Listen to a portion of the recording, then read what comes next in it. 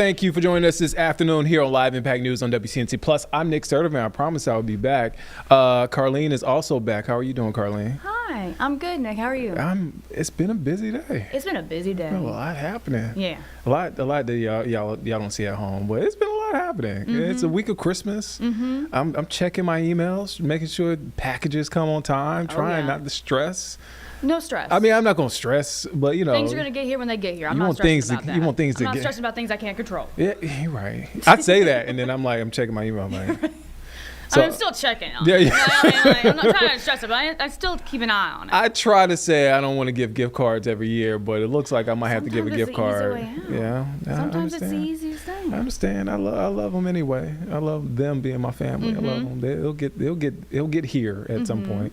Maybe not at Christmas Day. All right. Again, we have a lot happening this afternoon, but we want to start with this. I want to say this is our first guest that has made their way back to Live Impact News. Second time guest. I've interviewed her 3 times. Second time guest here on Live Impact News, and now a CMS school board member, District 1. So District 1, you're talking about Davidson, Cornelius, Huntersville, North Meck, which is a huge, a lot of land, a lot of people, a lot of development. You may have guessed the newly elected CMS school board member, Dr. Charlita Hatch. Thank you for coming back. Yes, thank you for having me, and happy holidays. I also am still making a list and checking it twice. And I am very much concerned about everything getting here on time because there are little people in my home, a 4-year-old and an 8-year-old, who are depending on Santa to make sure he's on time. So I don't have the luxury of saying it gets here when it gets here. What was on a couple of things on their Christmas list? So the 4-year-old is really simple. I mean, I think we could go to the dollar store and ball out. Really? You know, Wow. unicorns, mermaids, Barbies. They have Disney stuff there, all kind of arts and crafts. I like to get the big posters, and also remember the science board, Yeah. science fair board posters for painting, and like those things are great. So I mean, there's not much stress there. But my son is so difficult at 8. He wants to switch too, which is, you know, It's hard to get your hands on. I was about to say. not only is it hard to get your hands on, it's expensive. It is. And so then you start to get into the conversation around if you get this 8-year-old this gift, but then you go to the dollar store and get 20 gifts. Yeah. But little kids, they understand money, but not really. Yeah. And so on Christmas, when you have 1 or 2 gifts and somebody else has 20, well, how Right. do you balance Right. that? Right? So, Yeah. I mean, we've been having that conversation, my husband and I, around like, okay, like there's this economic disparity, but there's also quantity and Yeah. just trying to be fair and like all of those things. But he's into soccer, he's into Roblox, which we won't let him play. So he's asked for that for Christmas. He wants to play Minecraft for Christmas. So it's all kind of video games things that we're still kind of hesitant about because of the it's Yeah. not the game itself, it's the online It's the online, yeah. access. And it's like, to me, if you're going to do that, you might as well give them a phone. Yeah. Yeah, it's a tricky. I mean, because kids, I feel like they just come out and they know what to do with technology, and it's scary. It's cool to see, but it's also scary. Last time you were here, you were talking about a virtual program for parents, and thinking back, and I'm like, man, it kind of sounded like she was going to run for something. Did you know then? When did you make the decision to run for District 1? I am so glad you asked me that. It had nothing to do with it, but everything Yeah. to do with it. But I didn't know, and so that's how you know, like, things happen, and when you're following kind of the path and the journey. So part of the parent-family workshops that I was doing came from my work as a doctoral student, which I graduated a couple Saturdays ago. Congratulations. Thank you. And recently sworn in too. And Congratulations. recently sworn in. I defended my dissertation the day before the election. So Oh, wow. And so that was the synergy. So my work has really, my research has been around family engagement, how to get parents' voices at the table, how to help parents navigate through the schools. And so I'm sitting here, I'm writing my dissertation. And in your dissertations, there's a section called implications. The implication is like, how do you actually solve this problem? And what solutions do you actually have to this? and mine were all policy related.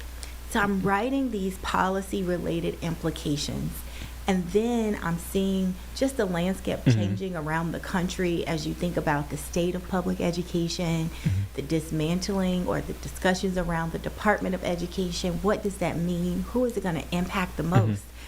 And then I was hearing about the school board openings being like happening, filings. And I'm like, how can I be who I say I am, doing this work, and not actually try to get a seat at the table?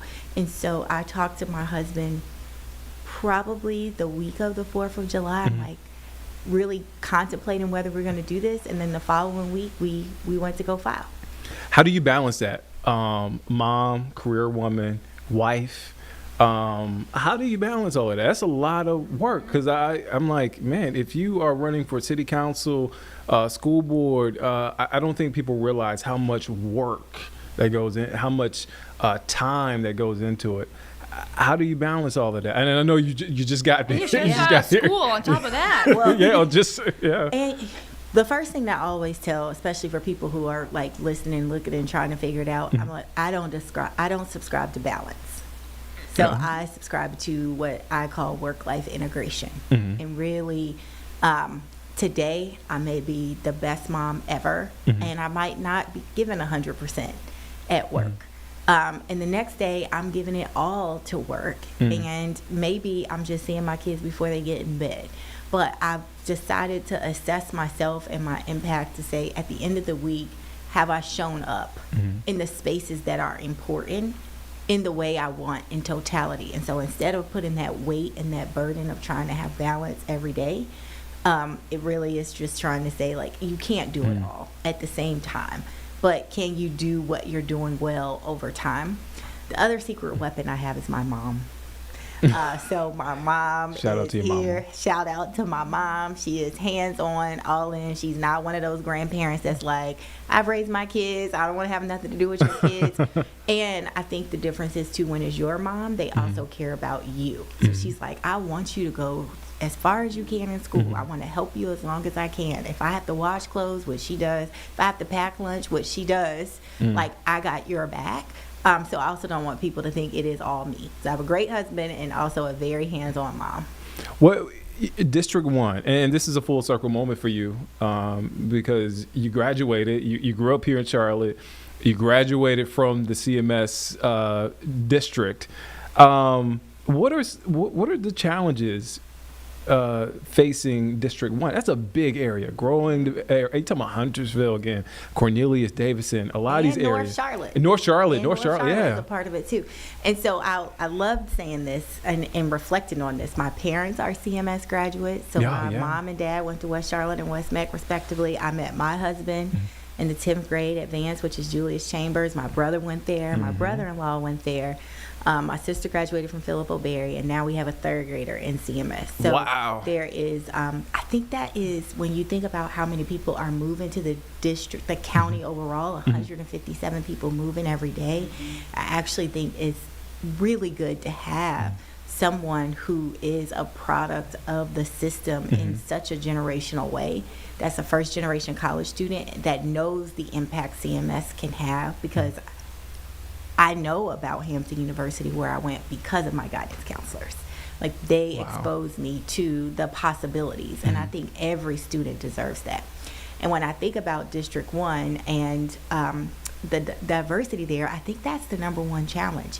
One, North Charlotte is often felt like they're forgotten, right? Like, they're this northern part of the city, but they're not considered North Meck, but they're not, like, part of the central part of Charlotte. Then Huntersville, Cornelius, and Davidson, they're unique in their own individual ways. And so in some ways, you could see how some of the concerns that the community has is, like, you know, why are we a part of this big district? And so how do we make this big district feel small, I think, is the first thing. And how do we also keep pace with the growth that's happening in the district, being very strategic of thinking about how we putting new schools in, and how are we working with the city and the county and the states to make sure that our infrastructure is growing with the growth of that area. And then, like any area in Charlotte, you have, those that have socioeconomic privilege and those that don't. And so how do you meet those needs and speak to those people in the ways that resonate with them? As well as you have high performing schools and lower performing schools. And then you start to have the conversation of equity over equality. How do you make sure that our community's values, where that's important, is actually happening within the school grounds? I was surprised to hear that, because they like you said, a lot of people move to those areas. There's a lot of growth, but I guess you do feel in a way you're not connected to what's happening in Uptown, South End, NODA, those sort of LoSo, which is a new area. Well, because if you're in Cornelius, right, do the people in LoSo say Cornelius? No. Or they just say Charlotte, Yeah, right? But yeah. when you think about the beauty of the Charlotte-Mecklenburg Schools District, you've got Huntersville, Cornelius, and Davis in my district, but you also have Pineville, you have Mint Hill. Like, there's so many other towns surrounding it, and we need to call those names out. Because when we say all, but we don't specify, people don't feel included. Overcrowding is something that we, and I want to shout out Walker Lawson. He spoke with you recently. That's something, I guess, with growth comes more kids, more families. And can you talk about how the district is addressing that, or the plans next year and beyond? Yes, so we actually have a new middle school off Stumptown Road that's planned to be opened in 2028, August 2028. And so what that is supposed to do is to relieve Bailey and Bradley Middle School, because there's so much growth in that area. And so there's like the strategic approach, knowing ahead of time that those schools will be overcrowded. And so how are we making sure we're providing those reliefs? We're also doing some renovation at North Meck High School, which is well overdue, and people are super excited about that. And I think that the district overall, especially to the bond, it was over $2 million bond that the community approved and helped us advocate for, to invest into the infrastructure and the facilities of our school. Wow. So far, what has been, I'm sure you've gotten emails. I'm sure you've gotten messages on social media. What has been the feedback from parents, from community members, now that you're on the board? Because I think when you get elected, they're like, okay, what are you going to do for me right now? Yes, well, let me tell you this. My number one constituent is my son. And so he was very active on the campaign trail, which I loved. That he had an upfront voice in that. Yeah, that's awesome. Even when we would go to churches, he would stand out after church, passing out flyers, going to soccer games, doing all the things. And so the night before the election, we had a conversation as a family. Like, what happens if we lose? And if we don't win, how are we going to feel? How are we going to show up? It's a very real thing. You're putting yourself out there, but you don't know the results. You're not in control. It's up to the people. And so the night of the election, we won. He ran up to me, burst out crying. He's like, we did it. And so the next day, he's having a meeting with me. And he's like, Mommy, I don't like cheese dippers on Fridays. So can you get this off the school menu? No. It's like, can you fire my principal? I'm like, do you want him to be fired? No. But I just want to know, can you? I'm like, well, no, Mommy can't do that either. He's like, so can you extend recess? I'm like, nope, Mommy can't do that. He's like, so why did we do all this? Because I'm not actually sure what you can do.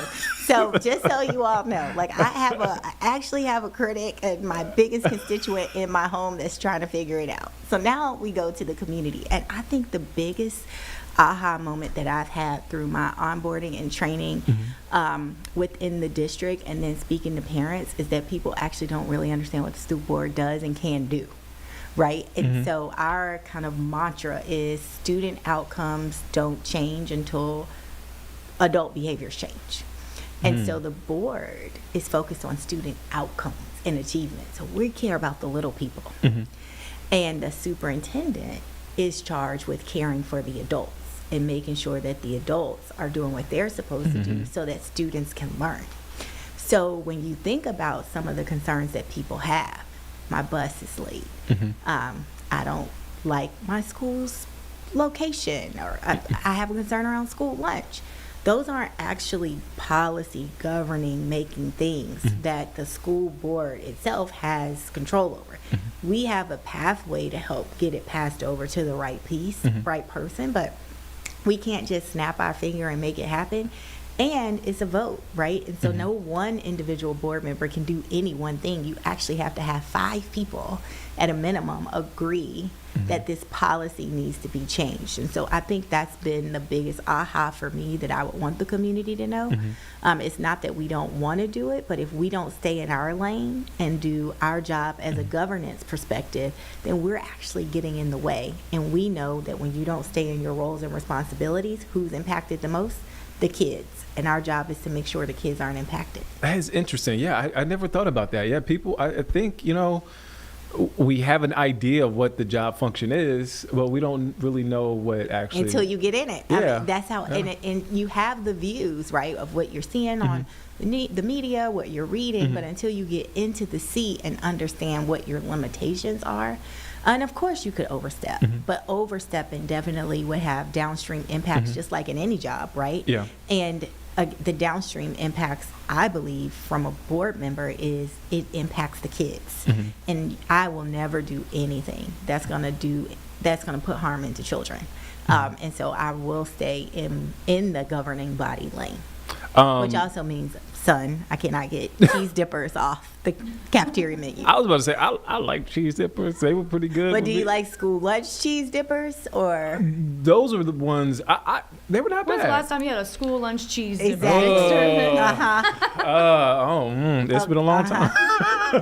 See, you're thinking about your fancy mozzarella sticks with the marinara sauce. I'm thinking about Chili's, I'm not Applebee's. exactly sure that's what he's talking about. Well, I look, I know, and you described it so well. School board, you work as a group. I mean, you have to vote on things. It's not one person running the show.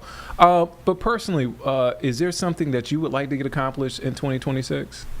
So I would say I will take the year off of it because I'm also so new. I don't appreciate fully the timeline of processes. But the one priority that I have is trying to make sure that parents feel like in this big school district that it's small for them. Okay.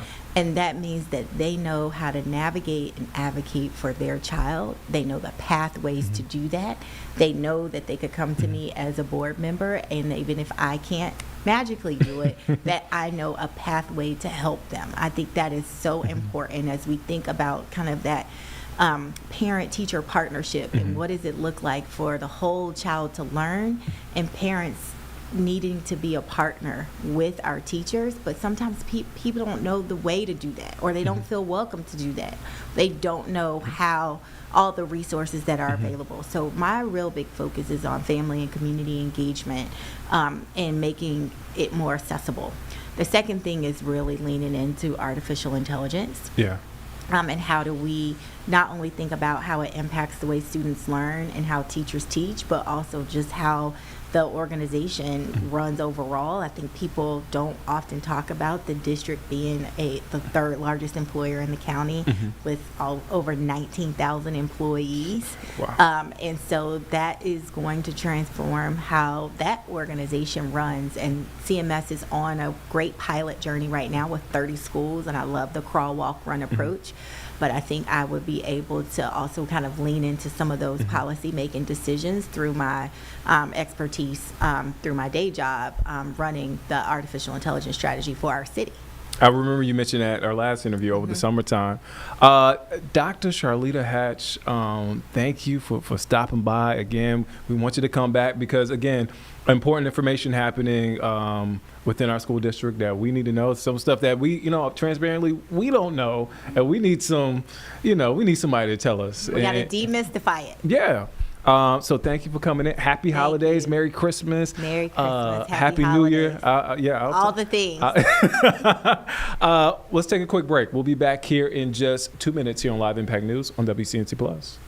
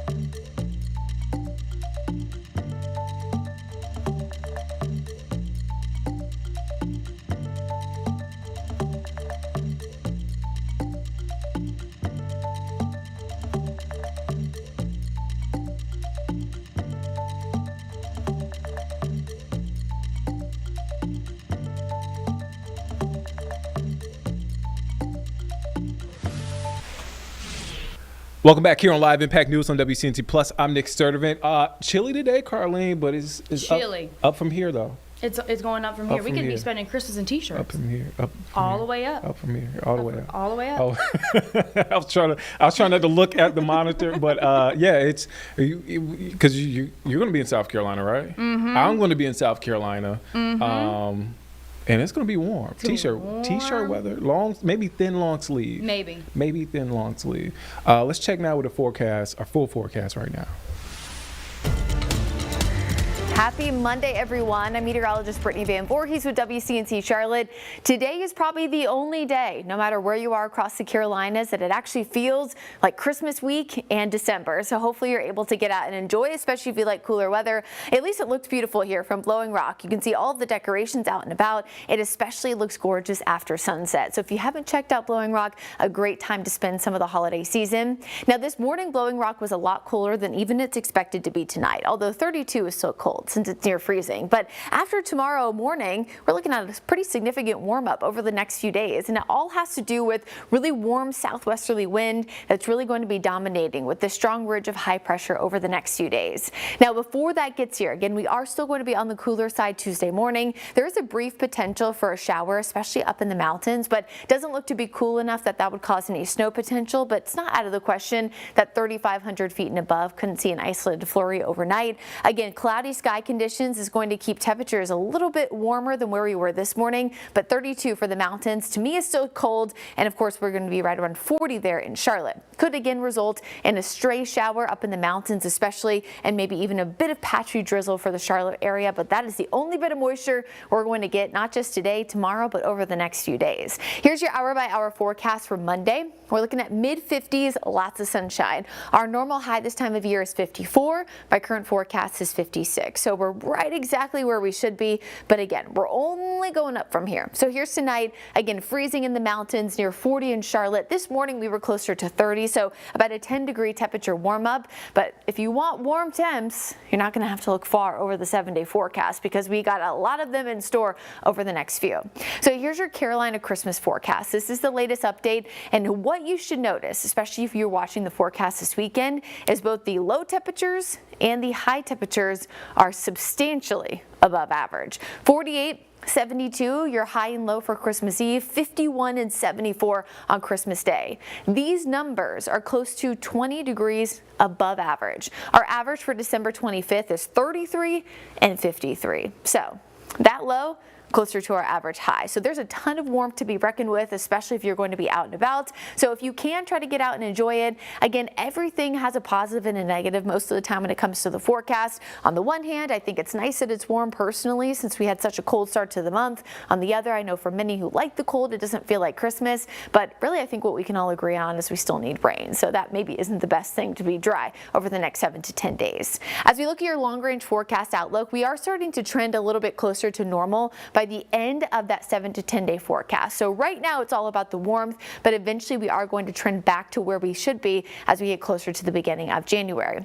So with that 74-degree temperature forecast in Charlotte on Christmas Day, it could put us in the top 3 warmest Christmases on record in the Queen City. Remember, record keeping began back in 1878, so it's been almost 150 years, and the warmest we've ever seen, 77 back in 1955. So as you can probably guess, no chance of a white Christmas here in the Carolinas, but it's actually not just us here. In fact, a lot of the country will be under this strong dome of high pressure, which means very few are going to see a white Christmas here in 2025. Here's your Jerry Hunt Supercenter 7-day forecast. So again, a lot of nice weather to talk about. Mostly sunny, mid-50s today. We warm about 10 degrees tomorrow with a few more clouds. It's all about the 70s Wednesday through Saturday, and eventually we'll trend a little bit closer to normal by Sunday.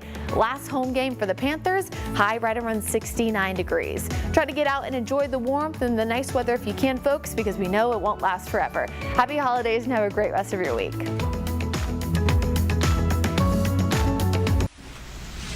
Man, I kind of wanted to hang on that shot of Beach Mountain. That's Isn't a that nice. pretty? Oh man, it's a beautiful day to go to the mountains. I mean, just a little bit colder. A little bit A colder. little bit colder, but you know. a little bit cooler up in the mountains. But that's, I mean, mountain people, they're used to that. But imagine the rest of the week though in the It's gonna be mountains. nice. Oh. Well, it's like what Chris said. They gotta make snow now for Yeah. Beach Mountain because in a couple days they ain't gonna be able to make it. No, it's going to be too warm. All right, let's take a quick break. We'll be back here in just 2 minutes here on Live Impact News on WCNC Plus.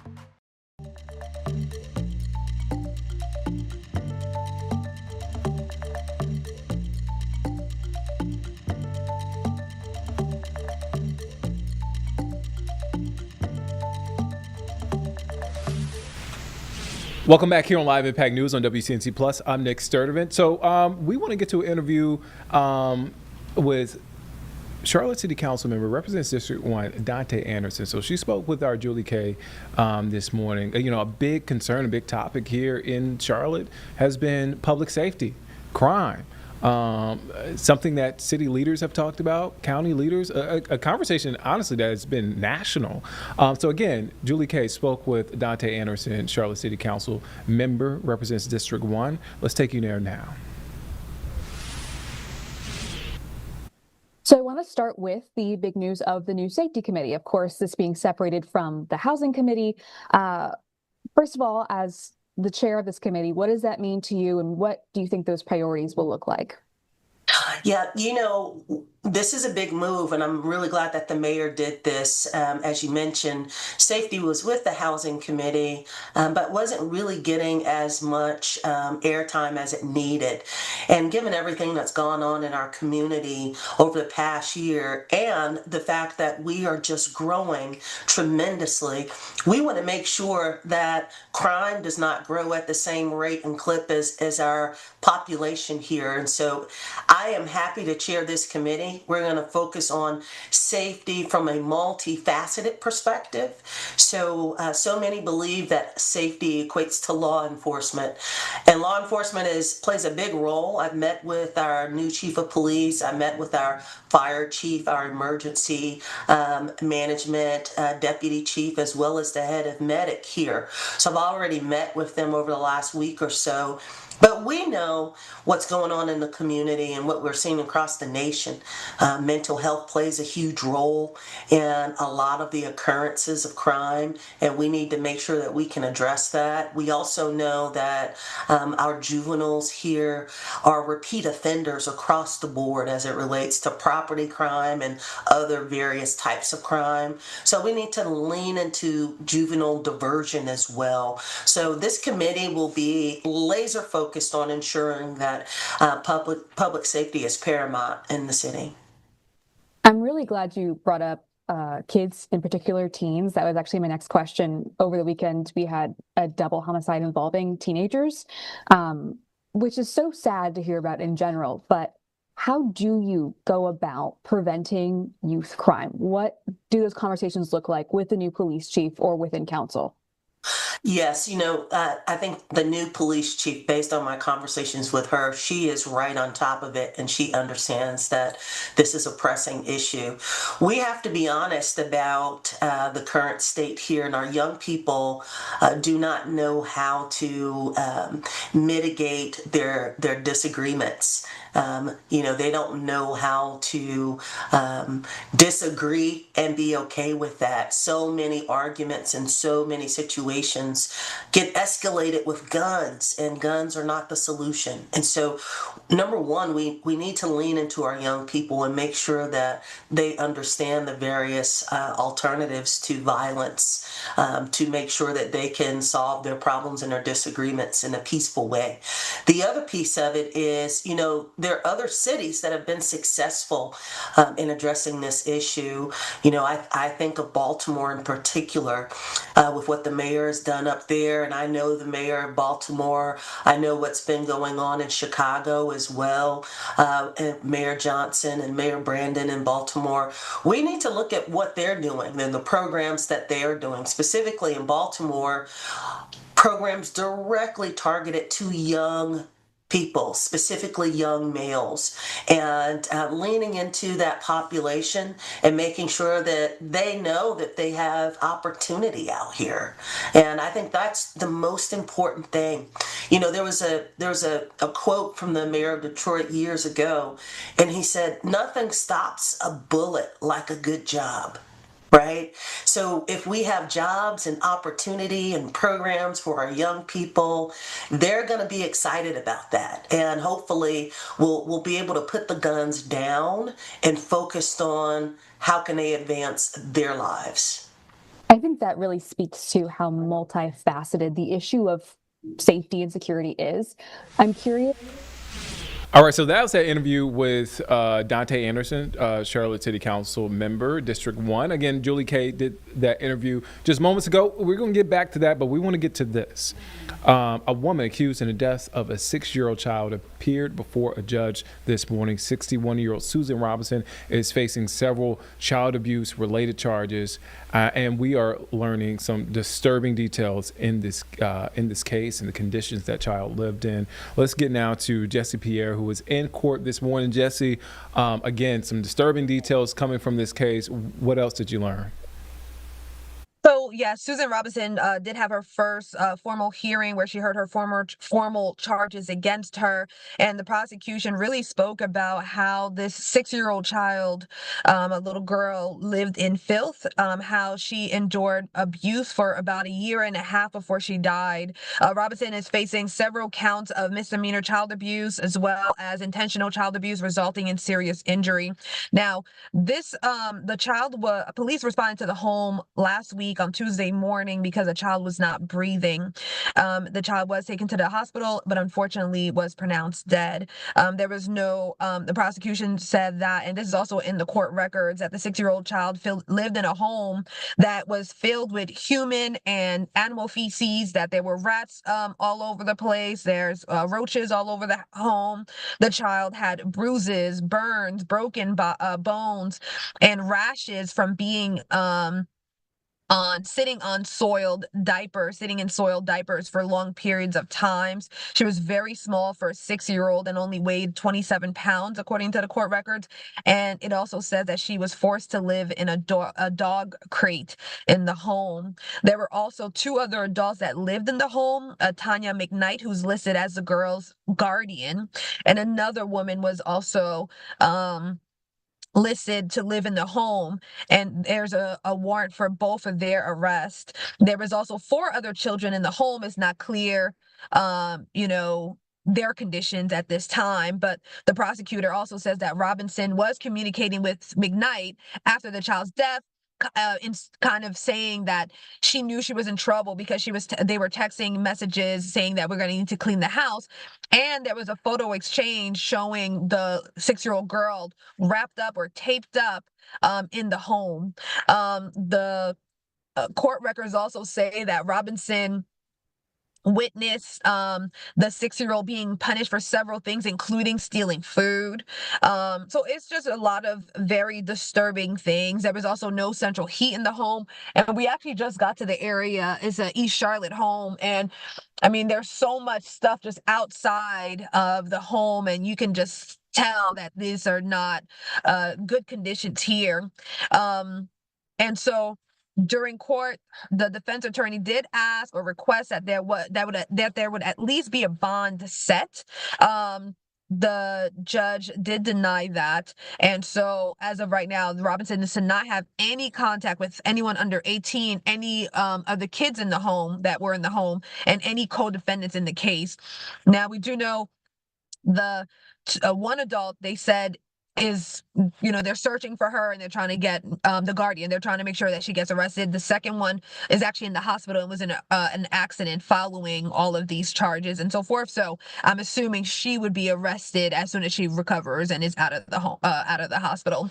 And so the next court hearing is scheduled right now. It's a probable court hearing date for January 9th. However, more charges could be presented. So we'll just kind of have to see how it goes right now. So my next step right now is, we finished court this morning. We're in the neighborhood, and I really want to just kind of knock on doors and see if there's anyone in this area who's familiar with the family, familiar with the kids, and so forth. I briefly spoke to a woman who says that she is the birth mother of the child, and that Tanya McKnight was the guardian, and that's who had her child, and she was really emotional. I'll have to go through that sound in a little bit, but she says she made the best this woman says that she made the best decisions that she could, and she lost custody of her child, and that was and her child was in Tanya's care, who was married into the family. So a lot of things to kind of work through. I did ask the attorney. I think one question I was wondering was like, and I guess she kind of cleared that up. She was married into the family, but what was the relation to everyone in the home? It's unclear who Robinson is in the home, connected to all of them. I asked the mom if she was familiar with Susan Robinson's that name, and she said she wasn't familiar with it. She just knows Tanya McKnight because that is who married into the family, and that's who was responsible for her baby child, her young child. Sorry. Again, just disturbing details in this case. Jesse, I know you said you're going to knock on doors. Be safe. You can catch Jesse at 5 and 6 o'clock this evening. Jesse, thank you for your time. Absolutely. I appreciate you. Thank you. All right, let's take a quick break. We'll be back here in just 2 minutes here on Live Impact News on WCNC Plus.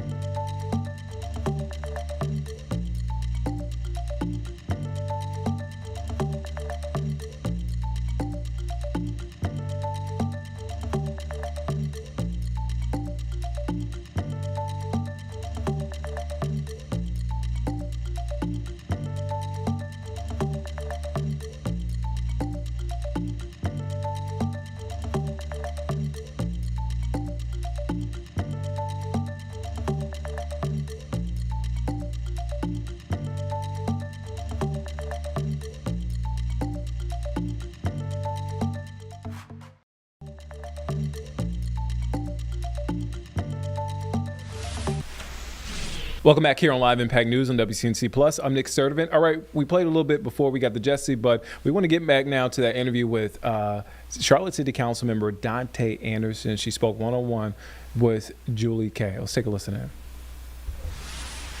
Right?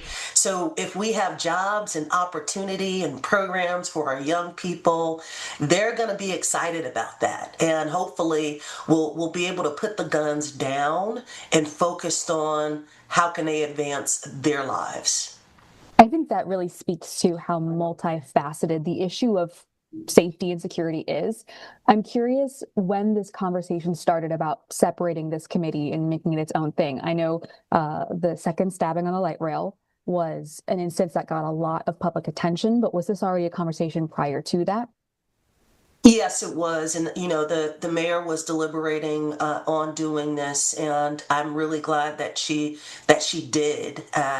Because the reality is now every single month, we're going to spend a couple hours talking about public safety in the city and talking about how we can help. Yes, our law enforcement officers, our brave officers, but how we can assist some of our partners in the community, like our hospital partners here, to address mental health issues, to talk about how some of our nonprofit organizations can help lean into this and how our faith-based organizations can help us, in particular with our young people. So there will be a direct focus on public safety in a way that it hasn't been, at least, through a committee and through a lot of work that multiple council members will be focused on.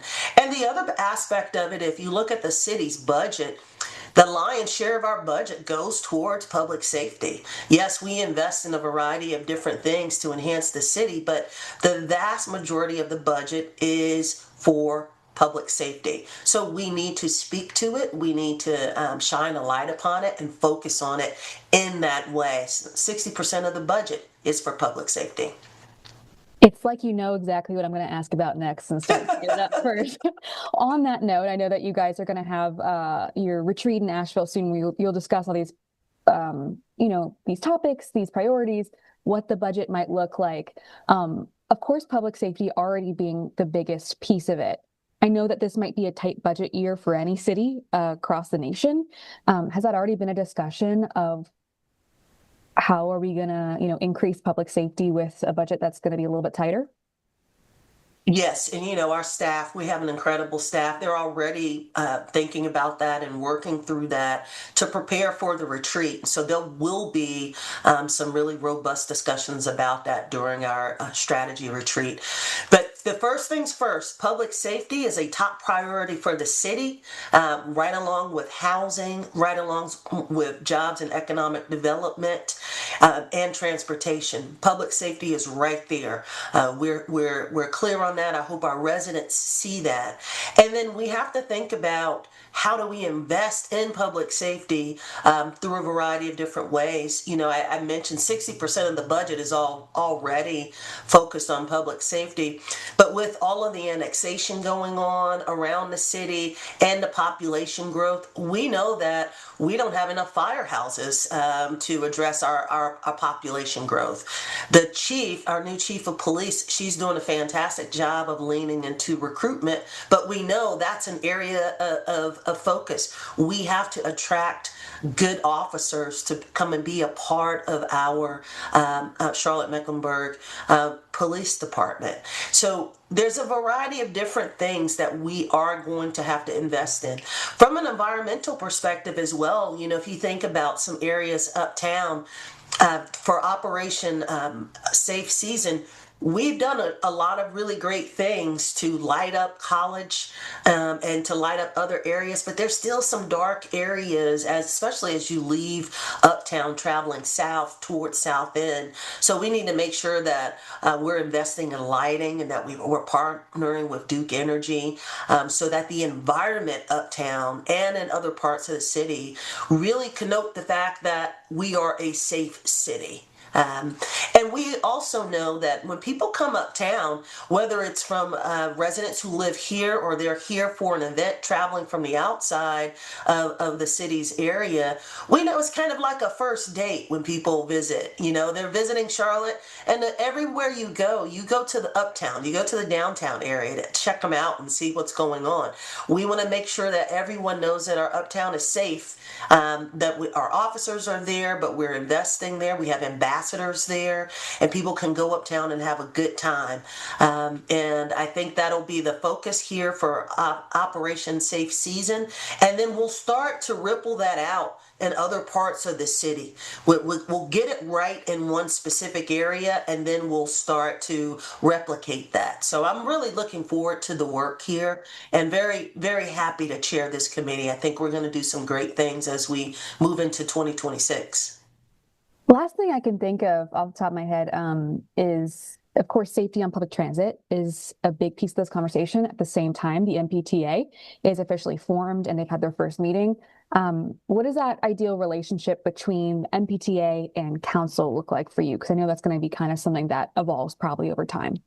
Absolutely. Well, you know, I was there for their swearing in for the very first meeting, and man, we have a great group of folks assembled on that authority, and I have a lot of confidence in the chair, David Howard. He has tremendous experience both on the state level as well as the national level, focusing on transportation, and so I know that they will lean into this work with safety being the first priority as well. There's no reason to build out a public transportation system if no one feels safe enough to ride it, no one feels safe enough to participate in it. And so I know they will be looking at a variety of options as it relates to safety within their own authority, but also with the connection between council. We know that our appointees, through our interview process, we know that they have the same values that we do, right? And we want to make sure that our appointees and the entire authority really lives out the values of the city and of the county. You know, we're in lockstep from a city-county perspective, and this authority will be executing our values locally through this authority and how they're standing up this multifaceted public transportation network. So I would assume that we are going to work very closely together. As I said, I was present during their meetings. I'm sure they'll come to some of our meetings, and we'll work collectively to make sure that as we're building out this system, that safety is foundational. Whether you're at a light rail or on a bus, or if you're doing microtransit, all aspects, all modes have to be safe, and residents have to feel like they can participate and not have to worry about anything happening to them. Anything I haven't asked about you want people to know? That's always the hard question. I think you did a good job. Yeah. Thank you very much. Well, this will air sometime during our Dayside newscast as well as on our stream. So if you miss it, let me know and I can send you a clip. Okay. All right, so that was that full interview with Charlotte City Council member Dante Anderson. You can check it out right now. This clip will be posted shortly on our digital platforms. Let's take a quick break. We'll be back here in just 2 minutes here on Live Impact News on WCNC Plus.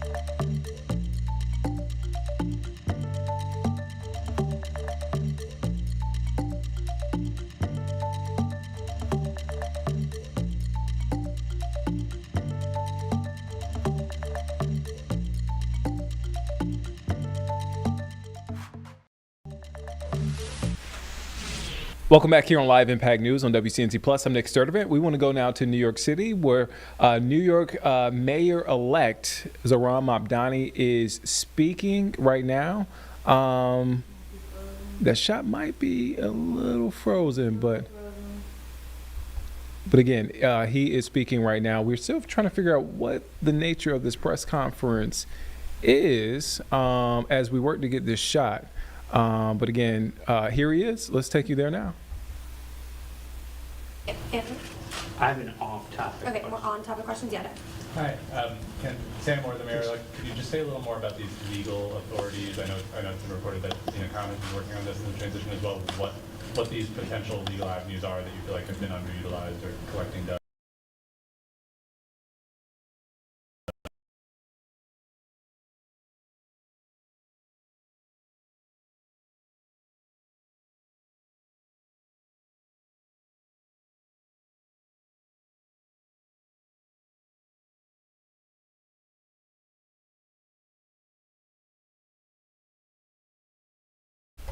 All right, so it looks like we have some issues there with that connection there in that press conference. Again, New York City Mayor-elect Zohran Mamdani speaking today at a press conference.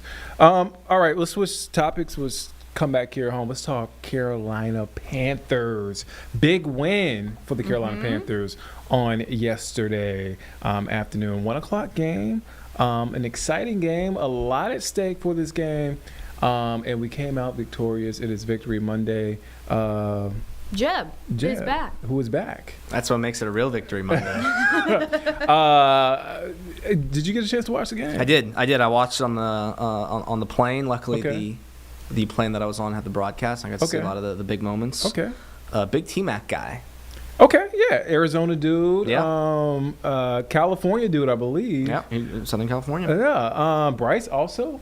Yep. SoCal dude. I was talking to Eugene about this. Bryce not turning over the football has made like the biggest difference. One of the biggest Making differences. smart plays. I totally agree. I mean, he looks crafty. He looks like the Drew Brees, like a young Drew Brees. He's settling in very nicely. I mean, I think every win that they've won, all 8 of them, I believe, is where we're at right now. Those are all Bryce I don't Young. like that tone. All 8 of them. No, that's good. It's got to be the first in the South. No, it's all Bryce. I mean, if you look at those stats, it's when Bryce Young plays well, the team wins games. And I know that seems like very obvious, but it's like that's it. Like he's playing well. He looks hot. He looks good. He looks confident. Because earlier in the year, he had a turnover issue. Either the ball was just slipping out of his hand, Literally slipping out of his hands. really, or he that was, Arizona game, like that was some really bad Bryce. plays. Or he was just throwing it to the other team. No, he looks great. Team looks great. I think T-Mac should be the offensive rookie of the year. Oh, it was between him and Trevion Henderson towards the end there, but And Emeka Ibuka. no, I think Ibuka's out of the race. Yeah, well, he didn't show up yesterday. Right, exactly. It's like we finally got to see both guys, both play offense against each other. T-Mac essentially, put the Panthers in a position. Ibuka was pretty much non-existent. So I think Ibuka's a great player. I think he's going to grow into it. But I think T-Mac is a guy right now. We have the Seattle Seahawks, another SoCal dude, Sam Darnold and JSN, another Ohio State product like Ibuka. Man, I mean, it's going to They be a look tall good. task. It's going to be a tall task, but I love the environment. Carlene was in Noda. I was. And she was at a bar in Noda, and she could hear. I was at good old McHale's. Oh, we the love Irish bar. McHale's. And so all the Panthers fans are outside. Greg and I were sitting outside watching Red Zone on Yeah. our phones. And then all of a sudden you just hear, because you'd see it, and then you hear the roar, and then you'd see it on Red Zone. So I was like, oh, Panthers are doing something good. But it was wild walking around Noda, because, I mean, we walk around almost every Sunday, Yeah. whatever, and it is usually just like a smorgasbord of team jerseys Right. you see there. Like, I'm a Bills fan, Greg's a Ravens fan. We live right near a Ravens bar, so there's usually a lot of Yeah. Ravens walking Right. around. No, this time it was a lot of Panthers. The city feels different. A lot of Carolina Blue walking lot of around. I said, Panthers. what? Yep. Y'all know how it felt, go back 2017, anywhere between 2011 to 2017, Yeah. those years. That's when it was very like, okay, this is the Yeah. Panthers city. Like, Right. The stadium was black and blue. I remember the last time I went to a game, it was the 49ers were playing, and Baker Mayfield was our quarterback. And half the stadium was red. Oh, Yeah. I'm sure. And when the 49ers scored, Oh, the stadium when it was erupted. Yeah. And I'm like, what is going on right now? This is not fair. Yep. but it feels good to have a winning team. It feels good to have some momentum. The key is consistency. Yep. Past 9 games, win, loss, win, loss, win, loss, win, loss, win. Right. And so, and I mean, it's gonna be, if they beat the Seahawks, I'm saying Panthers to the Super Bowl. I mean, why not? Like, why? Where's the game? I haven't had a chance to look at it. Is it in Seattle or is it it's here. Oh, Nick Sturtevant has to be at that game. They need Nick Sturtevant at that game. If you need me to pound the key pounding drum, we got to get Nick Sturtevant at that game. I would love. Have you looked at ticket prices, by the way? I looked. I was curious to see what the cheapest price was because you know it's going to be a hot ticket. Upper Bowl. What are we looking at? You're looking at minimum like 120. Minimum. I mean, you're talking up there, sis. Up there where the wind's going to be whipping up. And it looked like the weather's going to be rough again, which is good for the Panthers, mind you. If you put your Christmas money together, you can give me a ticket. Yeah. I mean, we can make anything is possible in the words of Kevin Garnett. So we had a good recap with Julian Council, Nick Carboni, recapping that big game. Let's take you there now in case you missed it. Panthers with a big win over the Bucs for that playoff math, 23-20 here at Bank of America Stadium alongside Locked On Panthers host Julian Council. I'm Nick Carboni. Julian, in the media, we love nothing more sometimes than predictability. We could have wrote it in last week. The Panthers would recover from the loss in New Orleans and come up with a big win over the Bucs. It just seems that's who they are. Yeah, and that's who they've been since week 7. It's been win, loss, win, loss, win, loss. That yo-yo of a year that they've had. And as frustrating and devastating as that loss was for this team and his fan base in this city, we still understood coming out of the loss against New Orleans that the Panthers still had complete control of their playoff fate. So I felt like it was pretty easy to reset off of that loss. And certainly there was emotion in the locker room last week from those guys thinking that they had blown their opportunity, but then they got a second chance. You don't often get a second chance, especially here in Carolina, to take back control of first place in the NFC South. And we also knew, as you mentioned, had their pattern of win-loss held like it has so far today, and maybe in week 18, that would be enough for them to be division champion. So they've at least ticked off one of the boxes of what's been the yo-yo type of season since week 7 here in Carolina. Then you would have to ask for 2 in a row to win that home playoff game. But we'll get to that point. You're a native Charlottean, Julian. You've seen the ups and downs. It seems to be on its way back up. The crowd here was great. The atmosphere was phenomenal. Yeah, it was. And it was good to see. Because honestly, I told people on my show on Friday, I get it. It's been a decade. I get that the loss against New Orleans is frustrating for that to happen a second time. Why can't this team be mature enough, professional enough, good enough, quite frankly, to take advantage of the opportunities that were ahead of them when they can clearly beat some of the best teams in the NFL, in the Packers and the Rams? But I told people, look, it's been a long time since there's been a game of this magnitude here inside this stadium. If you have the means, you have the opportunity, get into the stadium, and plenty of people, 73,000 people showed up in black and blue, and they were loud and proud for this team, and they feed off that energy. And that's such an important thing about the home field advantage that's kind of been lost here since David Tepper bought the team. They've gotten it back progressively throughout the season. I think back to the Miami game, even the Rams game last time out, it was a pretty boisterous crowd, but today was certainly the best atmosphere I've seen in this stadium in a very long time. And it does make me proud as a Charlottean to see the community embrace this team, even after the setback that was last week, knowing what was at stake, and to help them get over the top today against Tampa Bay. What impressed you the most, besides the ball from Bryce Young, in that closing drive in the first half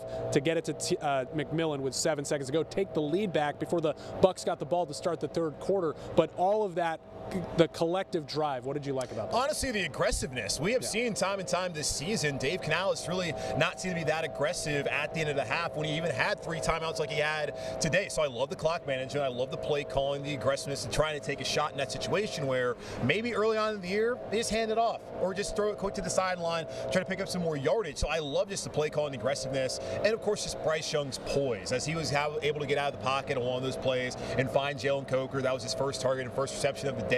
And then later on that drive, as you mentioned, the beautiful throw in this end zone to Tetero McMillan. It was really his growth that we've seen since the end of last season. And we're kind of getting back to that Bama Bryce, that Bryce that we saw the second half of last year, over the last month of this year, when these are the most important games. So really like what I saw there in that 2-minute drill at the end of the half. Yeah, listen, no, it's not Bama Bryce yet, I don't think. There were no MVP chance or keep pounding chance, but that's 3 straight clean football games from number 9, and what, a 12th late comeback or however they measure it. Like, you know, to be playing like that right now at the end of this season, I know there's fifth year and we can get into that in the off season, but that's got to make you feel positively about his future right now, the way he's been playing. Absolutely, and I don't want to use every Bryce Young game as a referendum on him and on the Panthers and whether he's the future, and certainly we all get caught up in that, whether it's emotions or just sitting here analyzing this team on a week-to-week, daily basis in my case, and yours as well.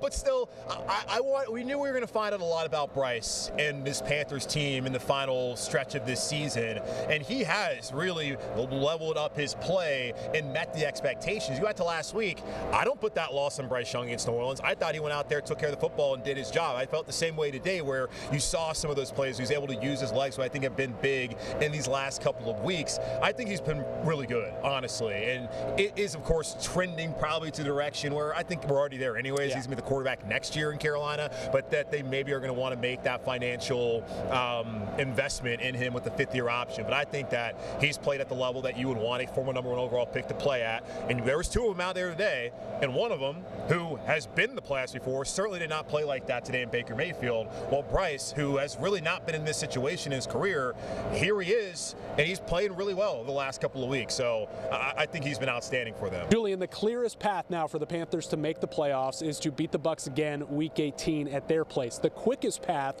has the Panthers clinching with a win at home next week over Seattle, a Bucs loss at Miami. Let's break down both of those possibilities, which starts with Carolina doing something it hasn't done since October and win consecutive weeks. Right, and that's the difficulty. And here's the thing. We've seen them be able to bounce back off of a terrible loss like against New Orleans, or blowout losses against Buffalo and against New England earlier this season. The one thing we have not been able to see this team do is handle success. And here they are yet again with that opportunity. Can they show the maturity and professionalism to be able to do that by beating Seattle next week? And maybe Tampa falls apart and loses that game against Miami. And it's certainly possible. This Bucs team's lost 6 out of 7, 7 out of 9. They are trending in the complete opposite direction of Carolina, even with Carolina's yo-yo nature of this season. I still find it hard to believe that they're going to go to Hard Rock Stadium in Miami next week and lose to a Quinn Ewers-led Dolphins team that's basically punted on their season when they benched Tua Tagovailoa, and they lost by 24 points against Cincinnati today. So I don't really look at beating Seattle and Tampa losing as most likely scenario, because I also really don't think Carolina's going to beat Seattle, who's the number 1 seed in the NFC right now. But it is Sam Darnold in a big game, which he just won the one on Thursday. So, hey, maybe that narrative is going to go away. I've always felt when we looked at the scenarios heading into this week, the most likely path, and really the only one I thought was going to happen for the Panthers for them to make the playoffs, was to sweep Tampa Bay. And they've already checked one of those boxes off. Now we'll see in a couple weeks' time if it comes to that, if they'll have to do that. So I don't think that next week's going to be a celebration of the NFC South title. It maybe is going to be a humbling like we've seen before, but this team's better when their back's against the wall and bouncing back, which would be the case if they do that in Week 18 on down Tampa. Let's talk big picture about this division. Even if the Bucs sneak into the playoffs again, we don't expect them to do much damage in January. Have the Panthers kind of solidified their spot as that ascending team in the division over Atlanta, over New Orleans, despite the Saints sweep of the Panthers? Yeah. And have the Bucs, I mean, at this point, have they lost their grip on this division? I think they are, and whether they hold on or not, there's clearly issues down there in Tampa. We saw Gerald McCoy, who now does work with NFL Network. He put some things out on social media about the concerns within that locker room, the fracturing with Todd Bowles, and is it guaranteed he's going to be their coach next year? Of course, Baker, he looked like an MVP candidate first half of the season, has not looked like that the second half. Now, obviously, he's banged up, and it gets to a point in time where they've won a lot, and these guys get older, and they've had to kind of backfill, get some new young leadership, new talent in there. I don't think they have a firm grip on this division, even if they win it this year. Carolina, I felt like next year was going to be the year where we look at as the Panthers being a team that could win the South. Maybe they're going to arrive a year ahead of schedule. They're certainly in position to do that heading into the final 2 weeks of the year. I can't discount New Orleans, though. Yeah. That's been a team that I don't think any of us thought was going to be good this season, but they've been largely competitive in most of their games, and they've won 3 in a row. And Tyler Shuck, 300 yards today, he's looking like the real deal. So that Saints team that still has some older veterans like Demario Davis and Cam Jordan are going to be on their way out soon. They're in a situation where, okay, that's interesting. And with Atlanta, They don't really know what they have. Michael Penix Jr. has got the torn ACL. That was already concerned. So I certainly have the Panthers right there battling for the division title again next year. And I don't think New Orleans will be there quite yet, but what certainly, as we've seen this season, could be a pest for them. So yeah, them and Tampa, that's the teams in the final couple of weeks of this year, and heading into next season, you would think would be vying for the top spot in the NFC South, which couldn't say that a year ago, because you're looking at Panthers as being the bottom team in this league and this conference, well, division too. And here they are sitting on top with 2 weeks left. All right, you know what you don't have to do for the next 2 weeks? Talk about mock drafts every day. Yes. So we got a few more months before that. But Julian Council, the playoff path is there. Find him on Locked On Panthers every single day. Right, and on that note, we're going to take a quick break. We'll be back here in just 2 minutes here on Live Impact News on WCNC Plus.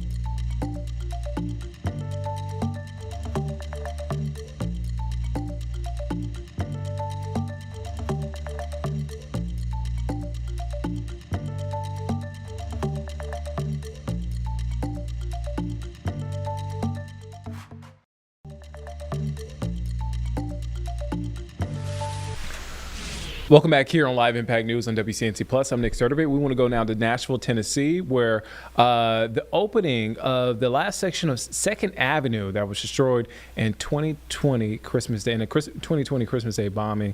Again, that reopening is happening right now. Let's take a listen in to this interview. Again, there was a press conference just before officials speaking on this reopening. We did successfully. We've got the Nashville Downtown Partnership as a partner with that effort with us. We're going to be taking a series of projects to Metro Council for approval over the coming months, and that is all specifically focused on downtown safety. Meanwhile, I saw Commander Bearden here from Central Precinct. A thing that was a pilot when I was a member of Metro Council is now permanent, and that's the Entertainment District Initiative. We now have an Office of Nightlife that started at the end of Mayor Cooper's term, and we are continuing, and it works in partnership with the Beer Board, but we have nighttime codes inspectors now. We've been working through the safe bar process. We have been distributing Narcan, all of this in service to making the downtown ecosystem with Metro's support safer for everyone. Red Frogs is a partner organization out here between the Downtown Partnership, the district, our efforts as Metro. We have been focused, and then you'll also see riverfront fencing is starting to come online, and so all of these things have been a response to this period of the past 5 years. Thank you very much. Yeah. One more? Yeah. Anything else? What are some things that maybe Nashvilleians might not know related to the difficulties that came with reconstruction? Yeah, I think, again, you heard Michelle hint at it, but when a street gets that damaged and you do start to look and peel back things, there was so much underground work that had to be done. We had issues with utility access to and from buildings. You had, water mains break. There was, again, it wasn't just a bombing that blew out some glass. It really structurally damaged buildings. It structurally damaged the infrastructure on the ground, below ground, and we had to do that. And you'll probably recall too, this was an AT&T facility that had a lot of emergency communications network in it, and so we've had to work and come back to the idea of what we've learned. We've tried to build in more redundancy there, because that actually was one of the hardest things in that week. Was we were a lot of us that were on any network that AT&T carried or parallel to it that had equipment here, unlimited use of mobile devices at all. I frequently spent those days driving to Wi-Fi hotspots nearby so that I could communicate with constituents or follow up on things with first responders to see if people could get back to places. And so there was an incredible amount of complexity caused by just this one devastating incident. Thank you. Thanks, everybody. Thanks. Thank you.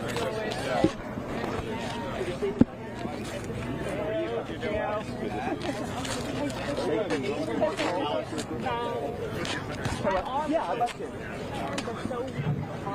Holding the thing. I know. I love your dress, girl. Merry Christmas. All right, we are going to take a step aside and we're going to take a quick break. We'll be back here in just 2 minutes here on Live Impact News on WCNC Plus.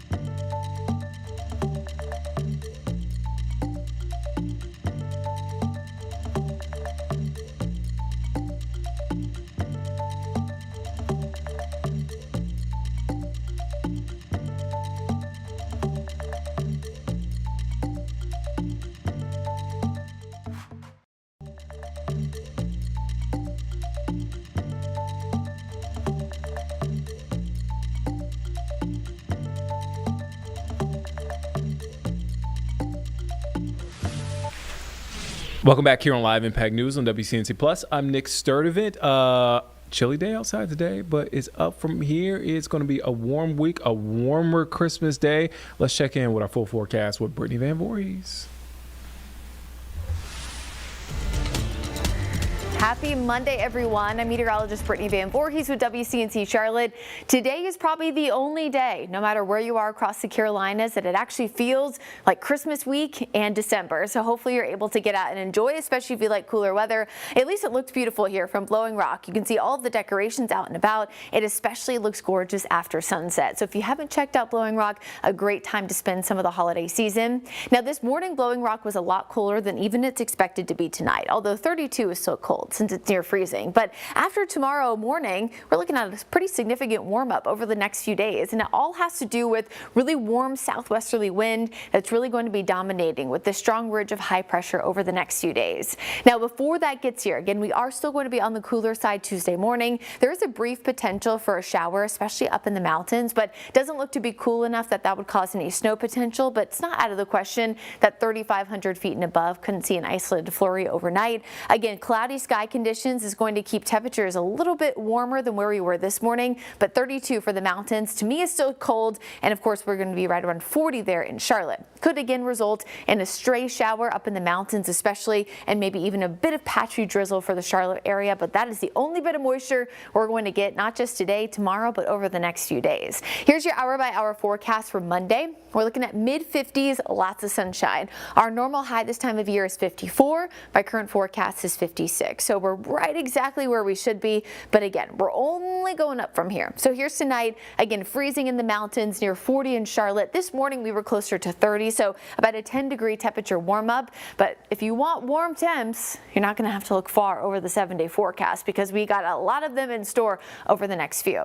So here's your Carolina Christmas forecast. This is the latest update, and what you should notice, especially if you're watching the forecast this weekend, is both the low temperatures and the high temperatures are substantially above average. 48, 72, your high and low for Christmas Eve, 51 and 74 on Christmas Day. These numbers are close to 20 degrees above average. Our average for December 25th is 33 and 53. So that low, closer to our average high. So there's a ton of warmth to be reckoned with, especially if you're going to be out and about. So if you can try to get out and enjoy it, again, everything has a positive and a negative most of the time when it comes to the forecast. On the one hand, I think it's nice that it's warm personally since we had such a cold start to the month. On the other, I know for many who like the cold, it doesn't feel like Christmas, but really I think what we can all agree on is we still need rain. So that maybe isn't the best thing to be dry over the next 7 to 10 days. As we look at your long range forecast outlook, we are starting to trend a little bit closer to normal by the end of that 7 to 10 day forecast. So right now it's all about the warmth,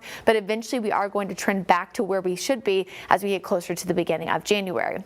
So with that 74-degree temperature forecast in Charlotte on Christmas Day, it could put us in the top 3 warmest Christmases on record in the Queen City. Remember, record keeping began back in 1878, so it's been almost 150 years, and the warmest we've ever seen, 77 back in 1955. So as you can probably guess, no chance of a white Christmas here in the Carolinas, but it's actually not just us here. In fact, a lot of the country will be under this strong dome of high pressure, which means very few are going to see a white Christmas here in 2025. Here's your Jerry Hunt Supercenter 7-day forecast. So again, a lot of nice weather to talk about. Mostly sunny, mid-50s today. We warm about 10 degrees tomorrow with a few more clouds. It's all about the 70s Wednesday through Saturday, and eventually we'll trend a little bit closer to normal by Sunday. Last home game for the Panthers, high right around 69 degrees. Try to get out and enjoy the warmth and the nice weather if you can, folks, because we know it won't last forever. Happy holidays and have a great rest of your week. Man, what a shot over Beech Mountain today. Beautiful day. Again, a little chilly, but it's warming up. Let's take a quick break. We'll be back here in just 2 minutes here on Live Impact News on WCNC Plus.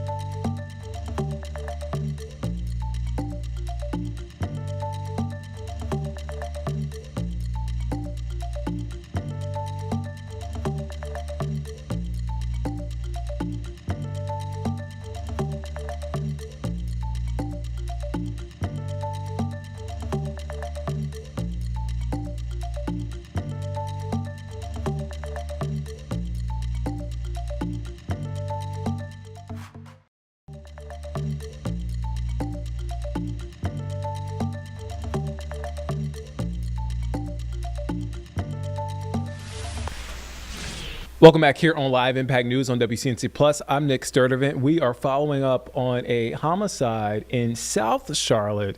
And right now, Miles Harris is live near the scene. Miles, catch us up. Talk about what's going on in this investigation. Any new details as well?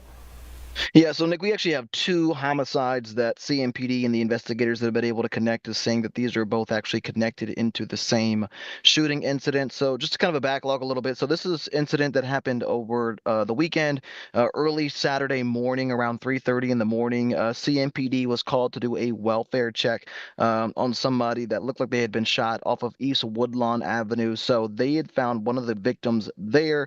They were actually leaving another scene from that shooting incident, but while they were investigating and kind of piecing together that those elements from East Woodlawn, they got a call about another victim that was suffering from gunshot wounds over near Novant Hospital off of Hawthorne. Again, both of these victims were actually leaving the scene from Far Burst Drive, which is in Southwest Charlotte. So that is where the shooting incident took place. Both victims had left trying to go to a hospital, trying to kind of obviously save themselves from this incident. Both, unfortunately, had passed away.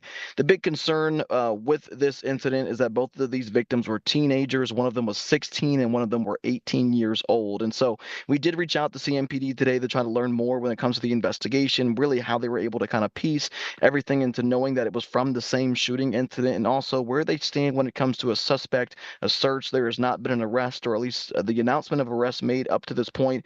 And so those are some of the elements that we're looking into today, Nick, when it comes to this, but obviously a big concern when you're talking about two victims that are in those teenage years. All right, Miles, thank you for that. You can catch Miles at 4, 5, and 6. Again, a busy day for Miles there as he covers these cases. Miles, again, thank you for your time. Thanks, Nick. All right. Let's head to break. We'll be back here in just 2 minutes here on Live Impact News on WCNC Plus.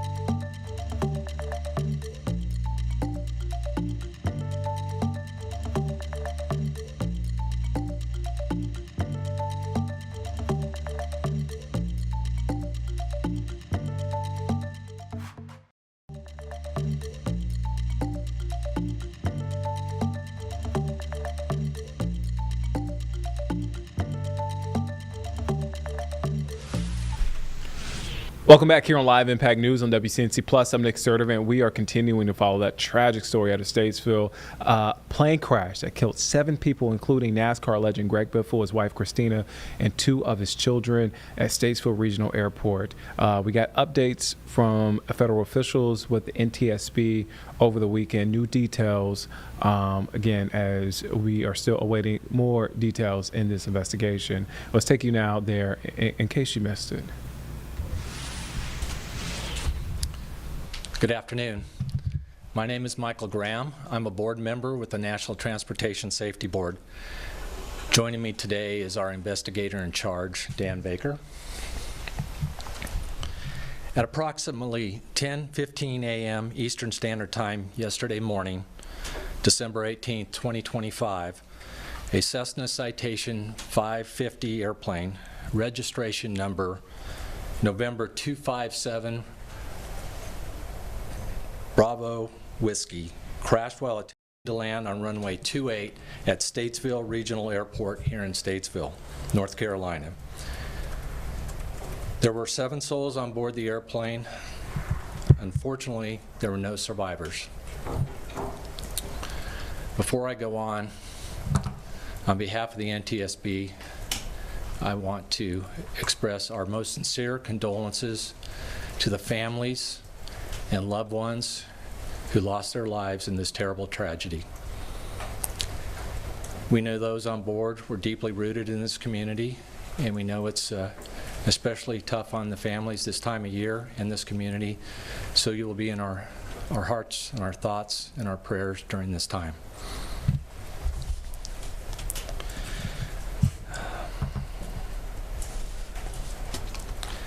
We do have a representative with us from the National Transportation Safety Board's Transportation Disaster Assistance Division here in Statesville, in contact with the family members of those who lost their lives in this terrible tragedy.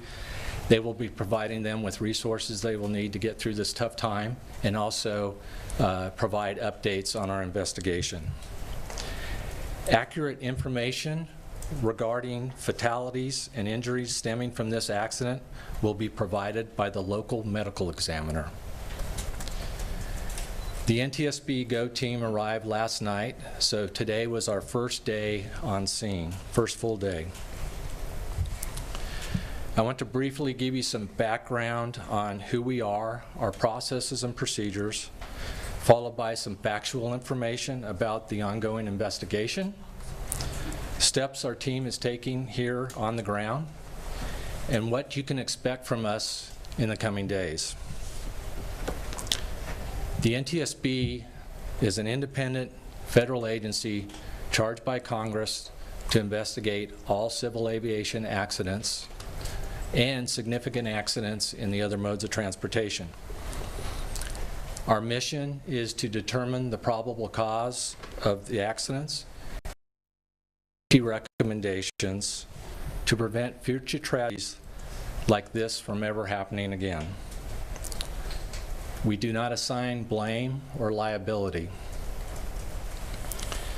We are here on scene to gather perishable evidence, which our team methodically and systematically reviews throughout the course of the investigation to determine the probable cause. We have a team of 16 experts from the NTSB here with us, being led by our investigator in charge, Dan Baker.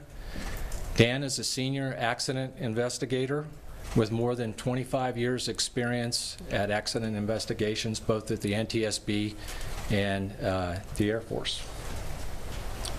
Dan and our team are also supported by our deputy investigator in charge, Andrew Swick, and he is currently at the accident site at this time. I want to emphasize this is the beginning of a very long process, and we will not jump to any conclusions while we're here on scene in North Carolina, nor will we speculate. Early this morning, we held an organizational meeting where we established parties to the investigation. The NTSB offers party status to those we believe provide needed technical or specialized expertise to the investigation. Eventually, each investigative group, which I will describe in a minute, will produce a factual report, which each of the parties will verify its accuracy. Importantly, however, parties do not participate in the analysis or the report writing. Parties to the investigation so far are the Federal Aviation Administration, and they are always a party to an aircraft accident. and Textron Aviation Incorporated, which was the manufacturer of the aircraft. Additionally, Pratt & Whitney Canada, the engine manufacturer, is serving as technical advisor to the investigation. As part of our investigation, we formed groups to examine specific areas of interest in depth. These groups include subject matter experts from the parties of our investigation, working in conjunction with our NTSB specialists on the factual portions of the investigation. For this accident, we have established the following parties. First one is systems. They will examine components of the airplane's hydraulic, electrical, navigational, pneumatic, and associated systems, together with instruments and elements of the flight control system. The group will also examine the maintenance records. Another group is power plants, which will examine engines and the engine accessories. And the final group we have at this time, although we can add groups if necessary, is operations, which will document the history of the flight and the crew members' flight experience, training, and certification. A preliminary report of this accident is expected within 30 days. However, a full investigation lasts 12 to 18 months before a final report is released.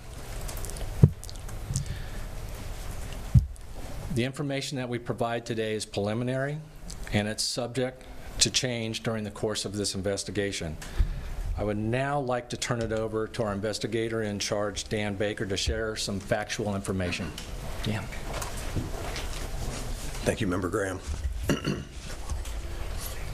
The aircraft was manufactured in 1981 by the Cessna Aircraft Company, and it was registered to GB Aviation Leasing, LLC. The airplane had taken off at approximately 10:05 a.m. Eastern Standard Time, about 10 minutes prior to the accident. The airplane had departed from runway 28 at the Statesville Regional Airport. Preliminary ADS-B data showed the airplane made an initial left turn to the west, followed by another left turn back to the east towards the airport, approximately 5 minutes after takeoff. The airplane then flew a left base turn to runway 28. The initial point of impact was a runway light stanchion located about 1,800 feet from the runway threshold.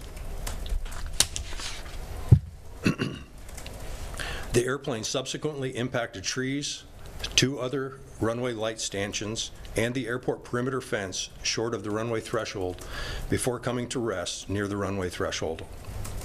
The airplane also came to rest oriented on an easterly heading. Post-impact fire consumed the majority of the fuselage and the inboard wing sections. All 4 corners of the airplane and flight control surfaces have been identified in the wreckage and the debris field. Both engines were present with the main wreckage. At the time of the accident, visual meteorological conditions prevailed with drizzle and broken ceilings at 1,200 and 2,200 feet, as well as a 5,000-foot ceiling were present. The wind was calm with 5 statute miles visibility. I will now hand it over to Member Graham for any questions. A few more things before I take questions. We are analyzing radar, ADS-B data, video footage, witness statements, audio recordings, and more as part of our investigation. We will also begin coordinating wreckage removal as part of our standard investigation process, and we can move the wreckage to a safe location and make sure it's secure, and so we can follow up and conduct further analysis. I can also confirm that our team was able to locate and recover the cockpit voice recorder, the CVR, one of the black boxes from the aircraft. The aircraft, as we know, it only had the CVR, did not have a flight data recorder, nor was it required to have either one of these for this flight. And that cockpit voice recorder is en route back to Washington, D.C. right now to be analyzed. I'd like to ask if anyone in the public has any photos, videos, door camera video, debris, or were witnesses to this accident. We ask that you please contact us via email at witness@ntsb.gov. Again, that is witness@ntsb.gov. We will provide further updates as they become available. Our team will remain here on the ground in North Carolina as long as we believe it is necessary to gather evidence for our investigation. You can follow the NTSB on X at NTSB_newsroom or on our website at ntsb.gov for the latest information.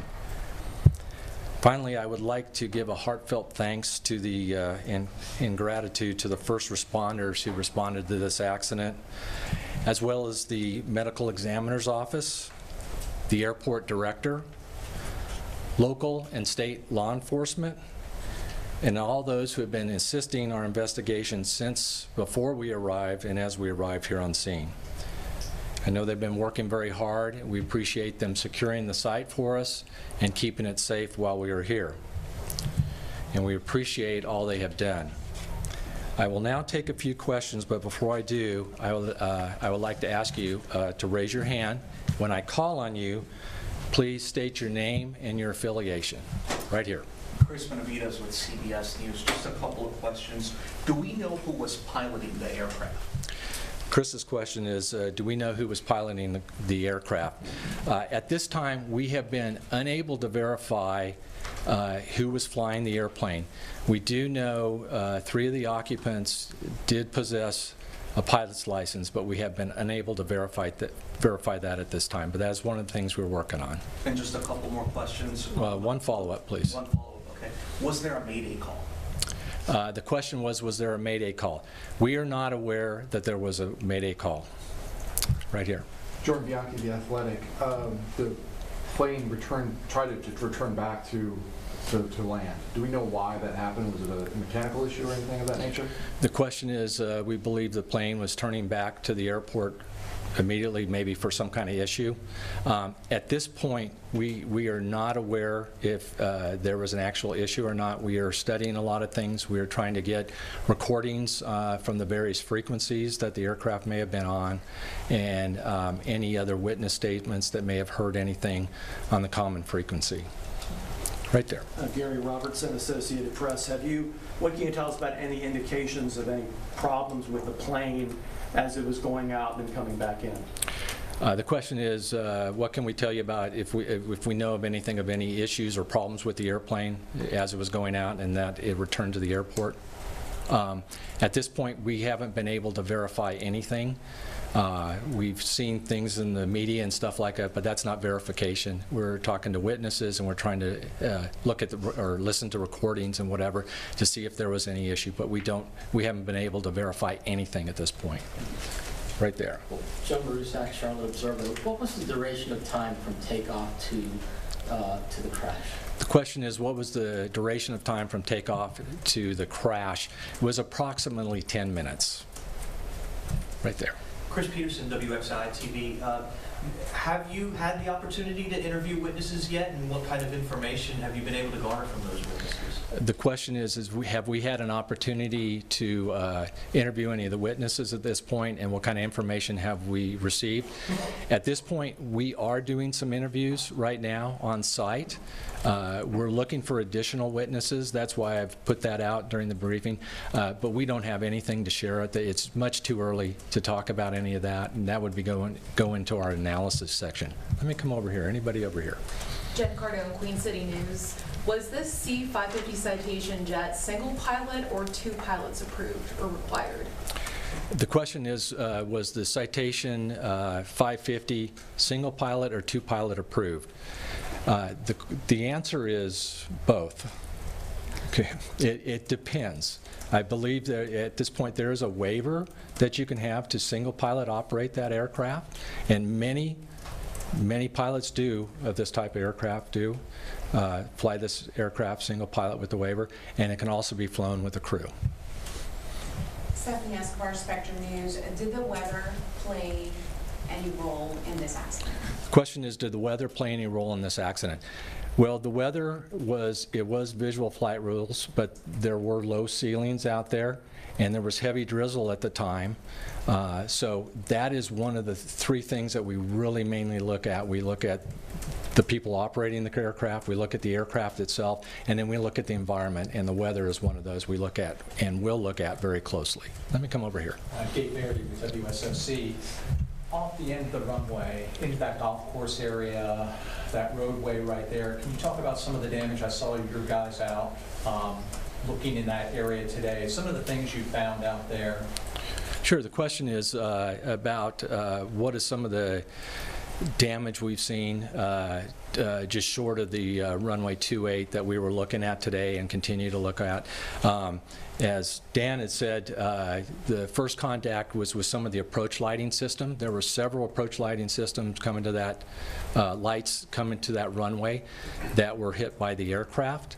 There was also a tree line on the edge of the golf course before hitting the service road or the aircraft perimeter road out there. That many tree limbs and the trees were knocked down and broken off at that point. Just a quick follow-up. So did it hit the ground prior to getting to the runway? Do we know if that happened? The question is, did the aircraft hit the ground prior to getting to the runway? The response to that is yes, it did hit the ground before getting to the runway. Outside the fence of the airport, would that be accurate to say? Or the outside the airport, at the fence is what the question is. It's right in that vicinity is where the witness marks are. So we're still evaluating that at this time. Right here. Katie Solt, WBTV. Was the proximity of the trees to the runway believed to be a factor at all in the plane's attempt to make an emergency landing? The question is, was the proximity of the trees to the airport a factor in the plane's ability to land at the airport? The airport actually sits a little bit up on the hill on the plateau, so the trees would have been in line with the lighting above the ground. So we do have witnesses that said the aircraft came in very low. Okay, and you over here, right in the back. Dan with Firewire Communications. The plane took off on runway 10 by what we've been able to see online, and it came back to land at runway 28. Have you talked to the airport director to see why there was any reason he didn't land on runway 10 and made the turn to go to 28? So the question is, the aircraft took off on runway 10, and when it came back, it landed on runway 28. We are still evaluating why. As we looked at the winds, either direction would be appropriate. You normally want to land into the wind. There was reported no wind at that time. So that's one of the things we're looking at this point. It's going to be some time to get to that. Have you been able, I'm sorry, Dave Verity with Channel 9. Have you been able to determine if there were possibly maybe some other aircraft in the area that forced him to make the go-around? Question is, were there maybe some other aircraft in the area that forced him to go around?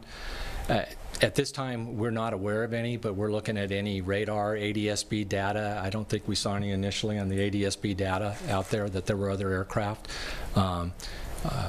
That's all I have on that at this time. Blue Jack. Joe from Charlotte, Joe Marusak, Charlotte Observer. Just a follow-up question. What was the length of the debris field? The question is, what was the length of the debris field? I think we believe the first contact was 1,800 feet from the approach end of the runway. So it's fairly long, and it is scattered wide and out. So it's going to take some time to document all of that. We were unable to get our drone launched today with the high winds, so we want to get that digitally documented with the drone here hopefully tomorrow, and we'll get a better idea of how wide and how much debris is out there. Right there. Melissa Rademacher, Fox 8 News. What type of information might witness statements or people providing pictures and videos give you that you wouldn't be able to find otherwise?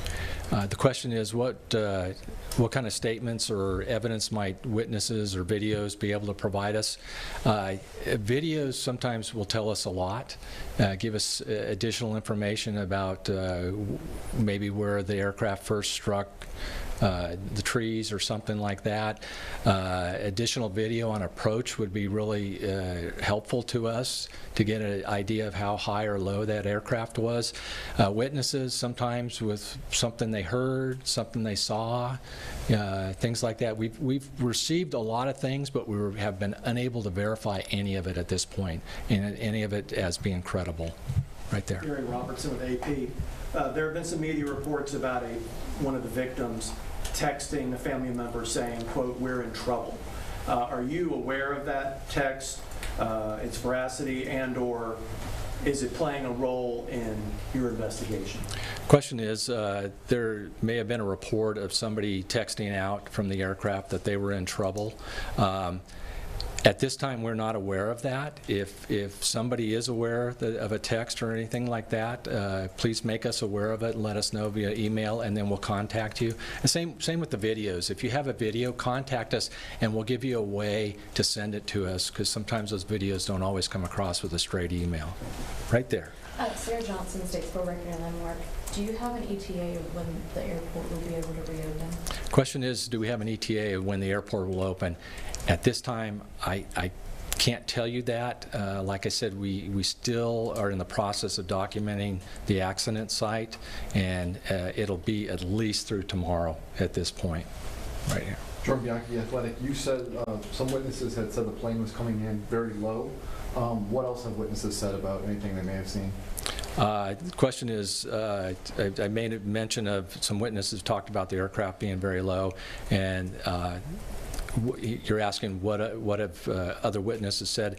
At this point, we haven't been able, I haven't been able to speak with our team on that, and it's information that we want to first verify before we're definitely sure. I mean, we're able to verify the aircraft was low because of the contact with the approach lighting and the trees, but the rest of it we haven't been able to verify at this point. Thank you. Two more questions. Right there. A follow-up, this specific type of Cessna, have there been past issues or crash investigations with this specific type of plane? Maybe how many, how prevalent? The question is, have we had similar investigations and crashes of this aircraft and everything? We do a lot of crash investigation out there, and there's quite a few every year. I say this aircraft has been around a long time, and there are quite a few of them still in service. So I would say, aviation's very safe, and I don't see any specific issues with this aircraft that are significant compared to any others at this point. Last one. You may have answered this earlier. How old is the aircraft itself? How old is the aircraft is the question. It was manufactured in 1981. And there's a lot of aircraft out there that are a lot older than that. As long as you keep up with your maintenance and inspection programs that all these aircraft should be on, they can fly for quite a long time. Okay? That's all I have. Thank you. Thank you. Thank you, guys.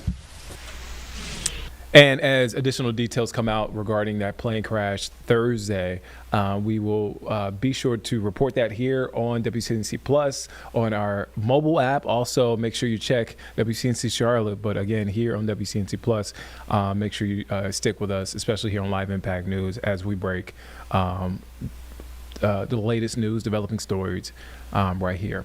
All right, let's take a quick break. We'll be back here in just 2 minutes here on Live Impact News on WCNC Plus.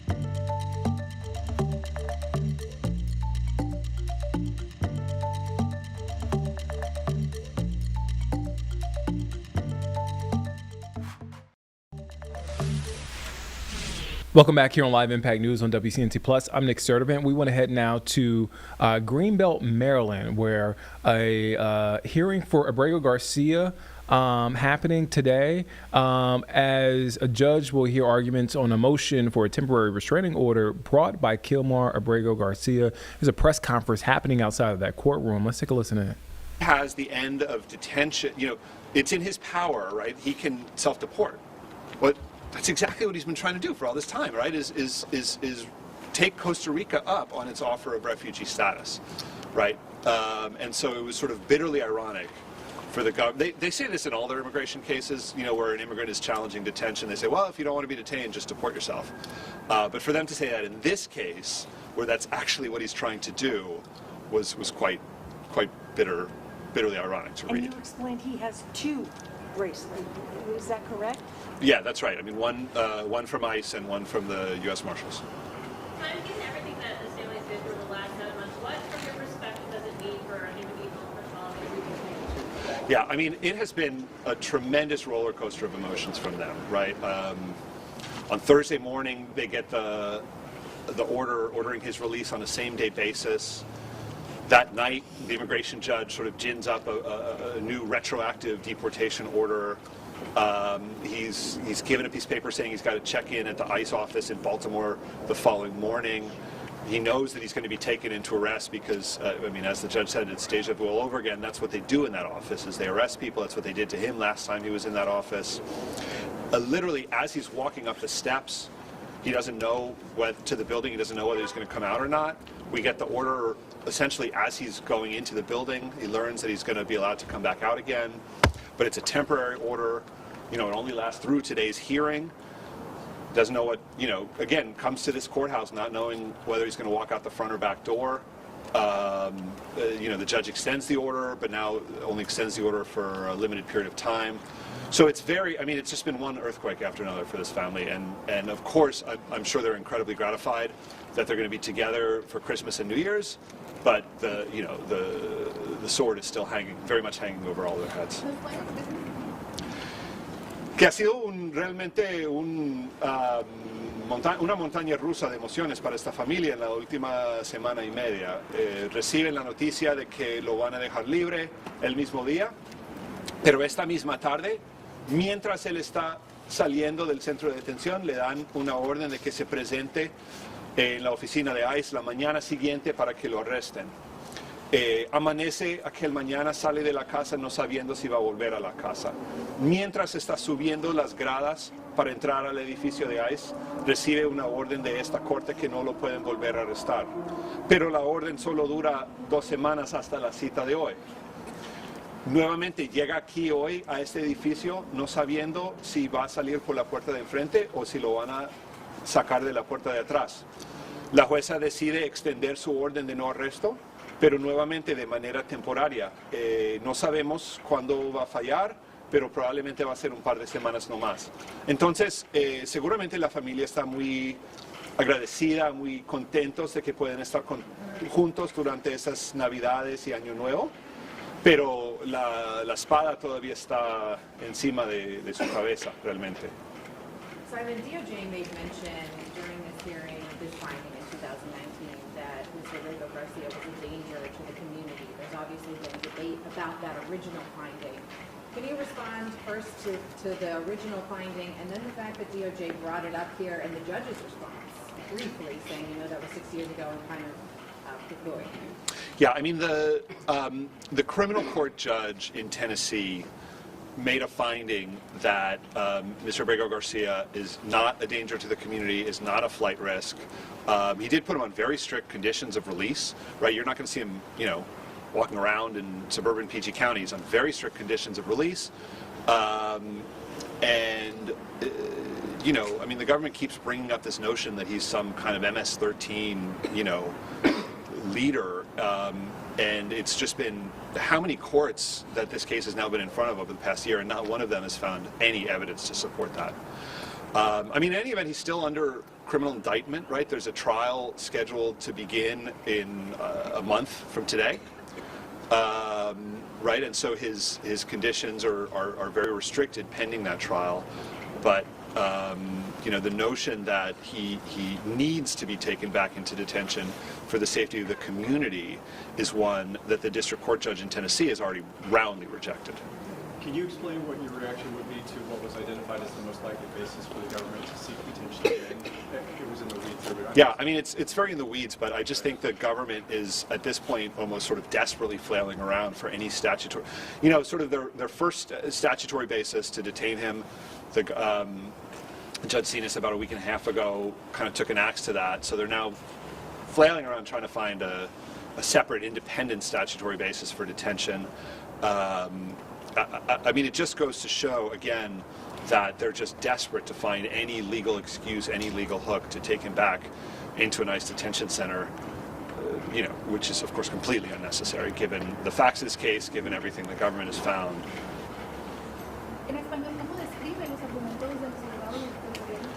Que realmente están desesperados, los abogados del gobierno están desesperados para encontrar cualquier pretexto legal para volver a detenerlo.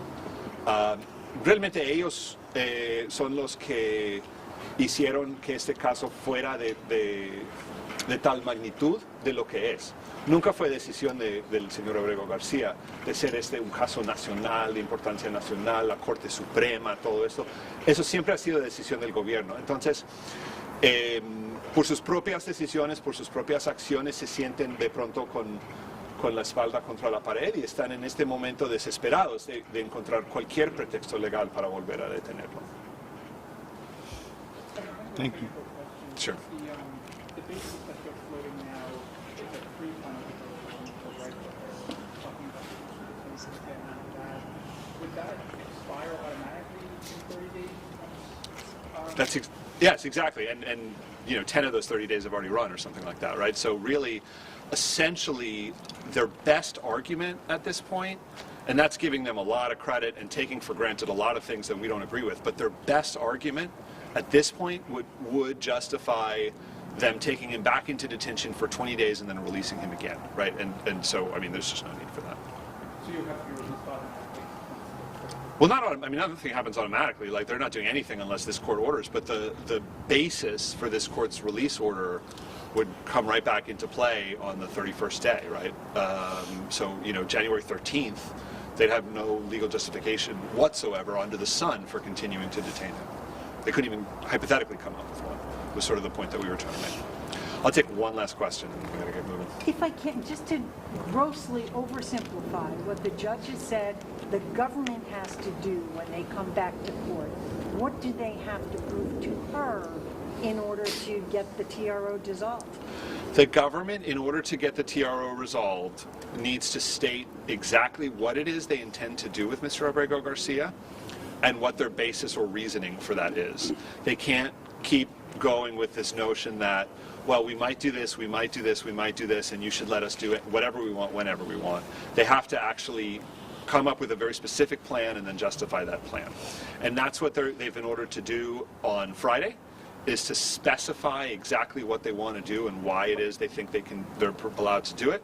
We'll have the opportunity to respond, and then the judge will enter her ruling sometime after the new year. All right, thanks very much. Thank you. Thank you, Simon. Thank you so much. Thank you so much to Simon. Thank you to the amazing work of the legal team. Good afternoon, everybody. My name is George Escobar. I am the incoming executive director at CASA, and I just wanted to take a brief moment, first of all, to thank everybody that's been out here on a daily basis. We have all been together here in the cold, in the summer, in the heat, in the rain, throughout this odyssey that continues to evolve. And if it hadn't been for the work of our united community that stands together in solidarity with Kilmar, we would have not had the result that we had inside that courtroom today. So we want to thank everybody that's been out here, thank all the wonderful interfaith leaders and our community at large that's been out here every day. Because let's be honest about what we're talking about. We're not talking about solely the case of the United States versus Kilmar Abrego Garcia. We're seeing the case play out here of the U.S. versus our immigrant community in general. Because exactly what Kilmar is experiencing in there is what's happening over and over and over again in so many courtrooms, in so many detention centers, in so many places across the country that don't get don't get the attention that he has. Fortunately, we have a brave leader in Kilmar who has raised his voice, who has worked with his family, and his brave family have decided to be an example and decided to show their life, show their world, expose themselves, and risk their own safety to tell this story.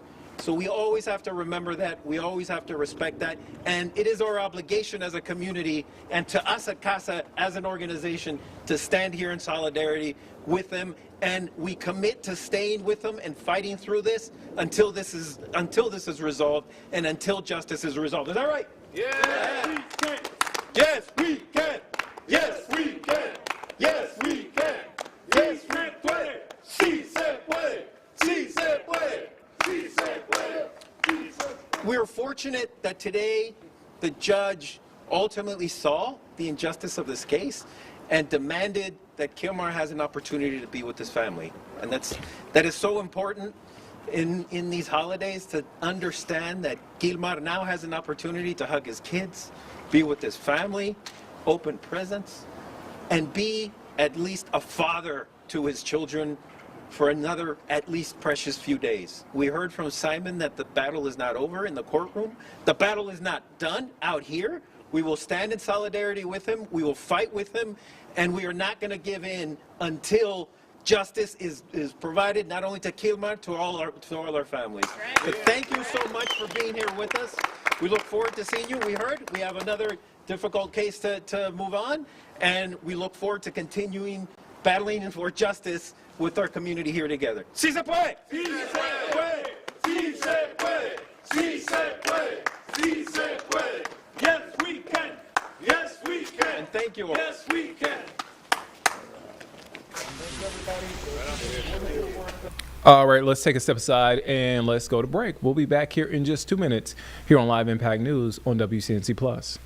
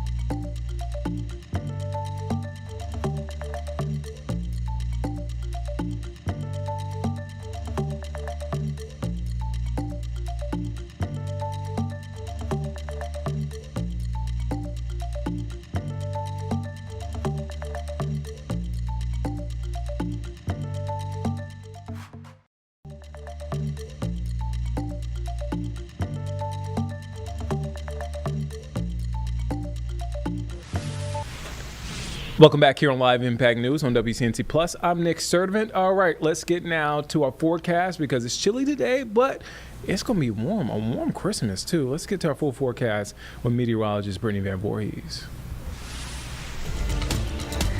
Happy Monday, everyone. I'm meteorologist Brittany Van Voorhees with WCNC Charlotte. Today is probably the only day, no matter where you are across the Carolinas, that it actually feels like Christmas week and December. So hopefully you're able to get out and enjoy, especially if you like cooler weather. At least it looks beautiful here from Blowing Rock. You can see all of the decorations out and about. It especially looks gorgeous after sunset. So if you haven't checked out Blowing Rock, a great time to spend some of the holiday season. Now this morning, Blowing Rock was a lot cooler than even it's expected to be tonight, although 32 is still cold since it's near freezing. But after tomorrow morning, we're looking at a pretty significant warm up over the next few days. And it all has to do with really warm southwesterly wind that's really going to be dominating with this strong ridge of high pressure over the next few days. Now, before that gets here, again, we are still going to be on the cooler side Tuesday morning. There is a brief potential for a shower, especially up in the mountains, but it doesn't look to be cool enough that that would cause any snow potential. But it's not out of the question that 3,500 feet and above couldn't see an isolated flurry overnight. Again, cloudy sky conditions is going to keep temperatures a little bit warmer than where we were this morning, but 32 for the mountains to me is still cold. And of course, we're going to be right around 40 there in Charlotte. Could again result in a stray shower up in the mountains especially, and maybe even a bit of patchy drizzle for the Charlotte area. But that is the only bit of moisture we're going to get, not just today, tomorrow, but over the next few days. Here's your hour by hour forecast for Monday. We're looking at mid 50s, lots of sunshine. Our normal high this time of year is 54. My current forecast is 56. So we're right exactly where we should be. But again, we're only going up from here. So here's tonight, again, freezing in the mountains near 40 in Charlotte. This morning we were closer to 30, so about a 10-degree temperature warm up. But if you want warm temps, you're not going to have to look far over the 7-day forecast because we got a lot of them in store over the next few. So here's your Carolina Christmas forecast. This is the latest update, and what you should notice, especially if you're watching the forecast this weekend, is both the low temperatures and the high temperatures are substantially above average. 48, 72, your high and low for Christmas Eve, 51 and 74 on Christmas Day. These numbers are close to 20 degrees above average. Our average for December 25th is 33 and 53. So that low, closer to our average high. So there's a ton of warmth to be reckoned with, especially if you're going to be out and about. So if you can try to get out and enjoy it, again, everything has a positive and a negative most of the time when it comes to the forecast. On the one hand, I think it's nice that it's warm personally since we had such a cold start to the month. On the other, I know for many who like the cold, it doesn't feel like Christmas. But really, I think what we can all agree on is we still need rain. So that maybe isn't the best thing to be dry over the next 7 to 10 days. As we look at your long range forecast outlook, we are starting to trend a little bit closer to normal by the end of that 7 to 10 day forecast. So right now it's all about the warmth, but eventually we are going to trend back to where we should be as we get closer to the beginning of January. So with that 74-degree temperature forecast in Charlotte on Christmas Day, it could put us in the top 3 warmest Christmases on record in the Queen City. Remember, record keeping began back in 1878, so it's been almost 150 years, and the warmest we've ever seen, 77 back in 1955. So as you can probably guess, no chance of a white Christmas here in the Carolinas, but it's actually not just us here. In fact, a lot of the country will be under this strong dome of high pressure, which means very few are going to see a white Christmas here in 2025. Here's your Jerry Hunt Supercenter 7-day forecast. So again, a lot of nice weather to talk about. Mostly sunny, mid 50s today. We warm about 10 degrees tomorrow with a few more clouds. It's all about the 70s Wednesday through Saturday, and eventually we'll trend a little bit closer to normal by Sunday. Last home game for the Panthers, high right around 69 degrees. Try to get out and enjoy the warmth and the nice weather if you can, folks, because we know it won't last forever. Happy holidays and have a great rest of your week. All right, let's head to break. We'll be back here in just 2 minutes here on Live Impact News on WCNC Plus.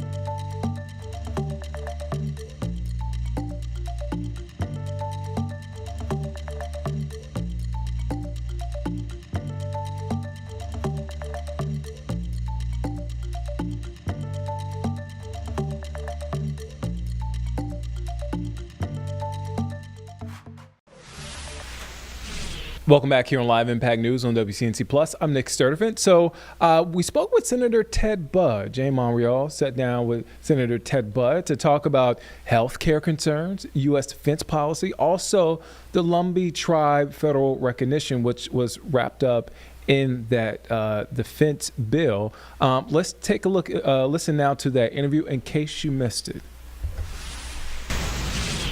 Good morning to you. Just after 9 a.m., I'm Jane Monreal. You are watching Live Impact News here on WCNC Plus.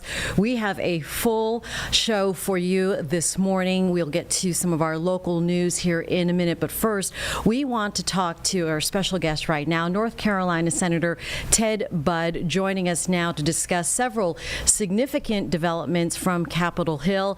Senator, nice to see you again here on Live Impact News. I know it's been a busy month. Appreciate your time. It has, Jane. Thanks for having me, Jane. All right. I know we've got to talk about health care, securing a long-sought victory for the Lumbee tribe, as well as voting on this annual defense bill as well. But let's go ahead and start with health care, Senator, because of these Affordable Care Act tax credits, the subsidies that are set to expire in less than a couple of weeks now, and that will affect up to 900,000 North Carolinians, potentially doubling their premiums in 2026. What are you telling families how they can operate after if the subsidies do expire without a vote? Well, let's remember in North Carolina, 81% of people are very satisfied with their current health care plans. I mean, we'd like all prices to go down. We're working on that. We've got the right agenda. But 81% of the people are happy. And the ultimate goal is to have quality health care at a reasonable price. But if you go back to 16 years ago, almost to the very week, that's when Obamacare passed. It was called the Affordable Care Act. But if you have to subsidize it, which they had to do a few years later, it was never affordable to begin with. So essentially the Democrats broke health care 16 years ago. They propped it up with subsidies, and then they went and set the dates for those subsidies to expire. That's what's happening. It's not the COVID-era Biden bonuses that people are talking about right now. Those were put in for a short-term period of time, and of the increases, only 3% of that is due to the Biden-era COVID bonuses. So that's insignificant. But what we do, we have solutions, and that we're working on these, and that is buying insurance across state lines, short-term health care plans, price transparency. So when you go to the doctor or you're admitted to the hospital, you actually have a menu. You know what the prices are. We think those are great things. And what Obamacare did is it sent money to the insurance companies, and that's why if you look at their stock prices over the last 16 years, they've gone up, up, up. So they've gotten wealthy at the expense of American taxpayers. It was a horrible system of bad incentives, and it's really caused health care to get out of reach for so many people. So with those 19% of people in North Carolina, we want to get better incentives in the system. We want to give them health savings accounts so the money gets sent to them and not insurance companies, and that they have choices for themselves and for their families. And so once this expires at the end of the year, what does day one, January 1st, look like for North Carolinians then, if there's nothing in place? Well, for most of them, they're going to be just fine because 81% of people are fine. The COVID-era Biden bonuses are what's expiring. That's 3%. And I would say most people in the state are going to be just fine. Okay. You've introduced the COMPETE Act, which you and Senator Cruz have talked about. And you've hinted at what that includes. Break that down when it comes to things like prescription drugs, maternity care, pre-existing conditions. Well, when it comes to short-term insurance plans, we want to give people an option. They can buy them across state lines. They can have 364-day plans, and then they can continually renew them. And they can use what fits for their families. Pre-existing conditions, it's part of the. We absolutely have to take those into consideration. There are people with long-term comorbidities, for instance, diabetes, type 1, type 2. We have to make sure that those are included, and I think that's something that all healthcare, anything that we do in the future, has to make sure that we take care of. All right. And then when it comes to prescription drugs, again, that is across state lines? Well, that's not necessarily cross state lines. I mean, that just gives people the full market options. But I do have some biologics, biosimilar legislation.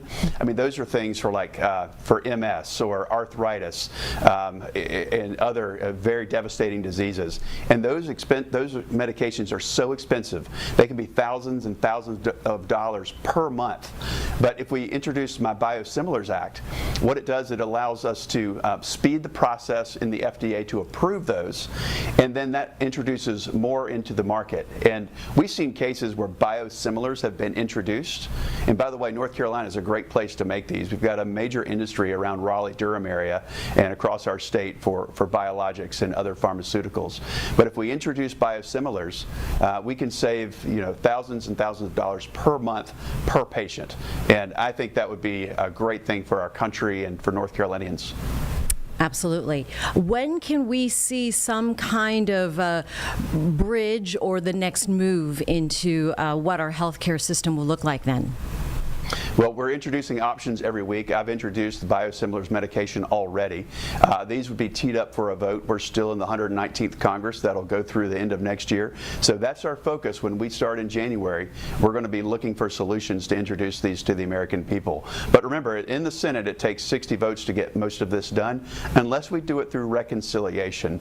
And then it has to be a certain amount of or types of legislation that passes on a 51 vote legislation. So again, it's a very narrow window if we use the 51 vote rule. It's a broader window if we use 60 votes. So we'd love Democrats to join us on some of these things because we think they're great for our country. It puts more money in people's pocket and it lowers the price of health care, and it increases the quality and options that people have, and that's the Republican goals.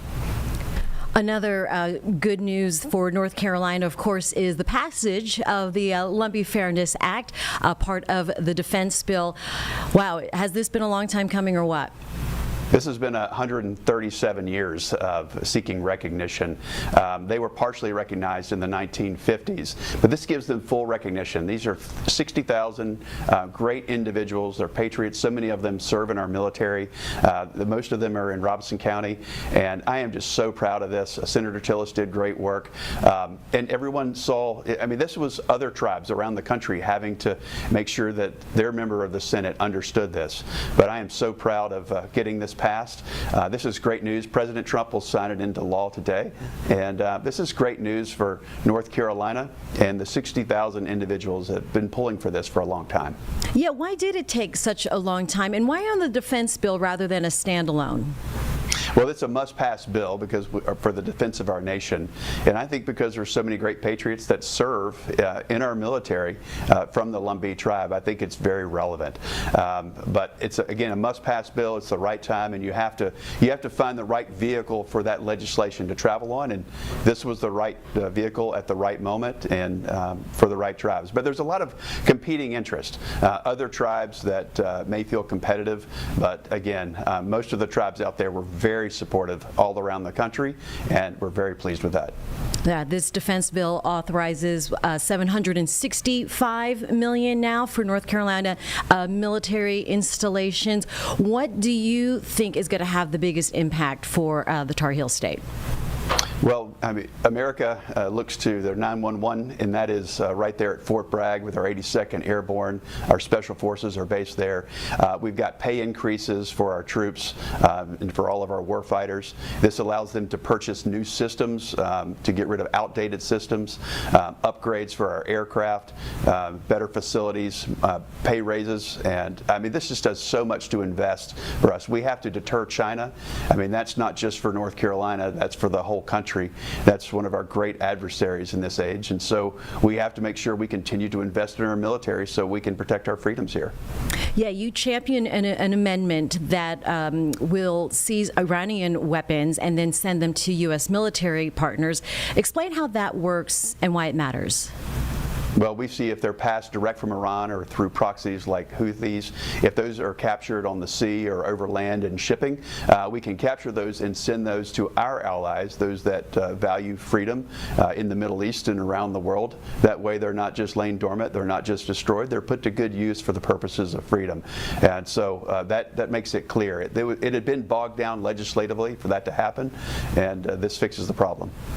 The NDAA also does include language that eliminates DEI initiatives and critics saying that diversity is the strength of the military. How do you respond to that? I would say we want a meritocracy, those that are the best and believe in the values of our country. And what we're seeing since the beginning of the Trump administration is recruiting is up. The Marine Corps has always hit their numbers, but the other branches have had real struggles because they've lost their focus on what the military is about. And so we're seeing people from all sorts of backgrounds and all sorts of racial diversity. We're seeing that still. But the focus is not diversity. The focus is lethality for our military. So it's still one of the great levelers of society in the military. And I'm so proud of what the warfighters do. But let's keep the focus on protecting the freedoms of our country, and let's make sure that we're lethal and that we're strong. And if we focus on that, you're going to have people from all sorts of backgrounds, whether it's in our academies, or whether it's enlistment, or whether it's at an officer level or ROTC. These are the best and the brightest. They come from all sorts of backgrounds, but let's remember that the focus is on military strength. I want to change gears right now. Something reported out of Washington, of course, former Congressman Mark Wheeler, nominated by President Trump back in April, to, now 8 months later, still waiting for a nomination or a confirmation hearing, rather, to be the ambassador at large for international religious freedom. Is it true that you would vote for him if the vote were to come up to the floor? If he's on the floor, I would do that favor for the president. He's asked me to do so. But I would also say, let's, to the committee, which I'm not on the Senate Foreign Relations Committee, do your homework and look closely. But let's look at the purpose of that ambassadorship and look at the body of my work. I helped to get the hostages home. I've worked on Nigeria. I've supported religious freedom around the world. It's been a significant part of my time in the Senate for the last 3 years. If you look at my theological training, I've been to seminary. I was involved in campus ministries in college. So it's obviously important to who I am and what I do here in the U.S. Senate. So I would just say the role is very important, and we need a serious person that fills that role. I want to understand the legislation that related to the Roeder Act. You're one of the original supporters and co-writers of that, and help our viewers understand where that's from and where it stands today. That was Ted Cruz legislation on the Commerce Committee. And if you go back to January 29th of last year, the horrible accident in the D.C. area between a Black Hawk and a jet coming in, an American Airlines aircraft coming in from Wichita. It was a Charlotte-based flight crew, and our hearts are broken. Those families were with us yesterday in the committee as we talked about air traffic safety and passenger safety. This requires ADS-Bs to be turned on, which is a satellite signal that sends out from an aircraft, and other aircraft, if they have ADS-B in, are able to receive it. So there's been a habit of turning that off from our military in complex airspace, such as the D.C. metro area, and this requires that to be turned on so that those aircraft can be identified and located. It requires a certain amount of coordination between the Department of War and air traffic control. So it's great legislation. It will improve passenger safety, and I wish we'd have had that in place over a year ago, and we would have had 67 lives saved. All right. Senator Ted Budd joining us for a special conversation on a lot happening as we close out 2025. Thank you very much. Happy holidays to you, and we'll see you in the new year. Thank you so much. All right, guys, thanks for joining us. I'm Colin Mayfield here inside the Impact Studio. We're going to go to this PG&E news. Monday afternoon, there's a deadline for full power restoration. There's been a huge outage, so we're going to go and listen to where this work is, and they're updating individuals on where this stands right now. I'm also joined here by Bob Dean, who leads our International Brotherhood of Electrical Workers. So thank you, Bob, for being with us. And I want to extend my sincere appreciation to everyone who's here and joining us so that we can share more information with you about the fire that occurred over the weekend and the subsequent outage that impacted many of our customers in San Francisco and through this morning. I want to first begin by thanking the City of San Francisco, the Fire Department, the first responders, Mayor Daniel Luray for ongoing coordination. Safety is always our most important responsibility, and we appreciate their partnership in keeping our customers safe. To our San Francisco customers and visitors, we completely understand the disruption and frustration this fire and outage caused, especially during the holiday season, and we sincerely apologize for the inconvenience it caused. Our teams have been working safely and urgently to restore power, and we are grateful for their around-the-clock response, and you can see a lot of our teams working behind me who haven't stopped since the fire and the outage occurred right around 1 p.m. on Saturday. I know many of you have questions about the events that led to the fire and the outage and what happened. I'd like to clarify a few facts for you. The fire and outage began shortly after 1 p.m. on Saturday at our Mission substation, which is the current location that we are at, initially impacting about 40,000 customers. We do not know yet the root cause of the fire, given the extensive damage that our equipment experienced inside the station as a result of the fire. This damage included damaging one of our critical system components known as a circuit breaker, which is a safety switch that de-energizes electricity when there's an issue that's detected on the electrical system. The cause of the fire and the outage is under investigation. We've engaged an independent third-party engineering firm to complete the root cause evaluation. We had to de-energize additional portions of our electric system to make it safe for the fire department to suppress the fire, which caused outages to peak at approximately 130,000 customers by 4 p.m. The fire suppression involved additional complexities. As you can see behind me, this is a multi-level building with electrical equipment, and the complexities included ventilating carbon monoxide from the multi-level building and the entirety of the building so it was safe for our personnel to begin initiating the restoration process. By 6:15 p.m., the fire department made the location safe, enabling our teams to initiate damage assessment and begin restoration. And again, I would like to highlight the tremendous work that the San Francisco Fire Department did safely to be able to make the building safe for our teams to be able to enter and start the initiation and the restoration process. Approximately 2 hours after we were able to enter the building, by 8:45 p.m., we were able to restore nearly 32,000 customers. By 9:30 p.m. on the same day, on Saturday, we had restored nearly 100,000 customers. So that means we restored about 75% of the total effective customers within 3 hours and 15 minutes from the time we had the ability to begin restoration. 90% of all customers that were impacted have been restored by noon as of yesterday, with about 15,000 customers remaining out of power. As about an hour ago, 4,700 customers in the Presidio, Richmond District, Golden Gate Park, and small areas of downtown San Francisco remain without power, and we are working as quickly and as safely as possible to get them restored. As we have continued our intrusive damage assessment process, we have identified significant damage to our system, and some customers that were scheduled to be restored by 2 p.m., we may have to go beyond that time to ensure that our system is stable and safe. Overall, we will have more than 96% of our impacted customers restored by 2 p.m. today, and our focus is to ensure that we leave no customer behind. I would like to stress that the damage from the fire in our substation has been significant and extensive, requiring complex, safety-focused repairs. Naturally, the fire had to be addressed before we could start the restoration process. Once it was safe to do so, we mobilized every available engineer and electrician into the city, as you can see behind me, to accelerate the restoration process. Throughout this response, safety has been our top priority. There are no known injuries to our coworkers or members of the public. Now, you may be wondering why this failure occurred. We perform regular inspections and preventative maintenance on our substation equipment.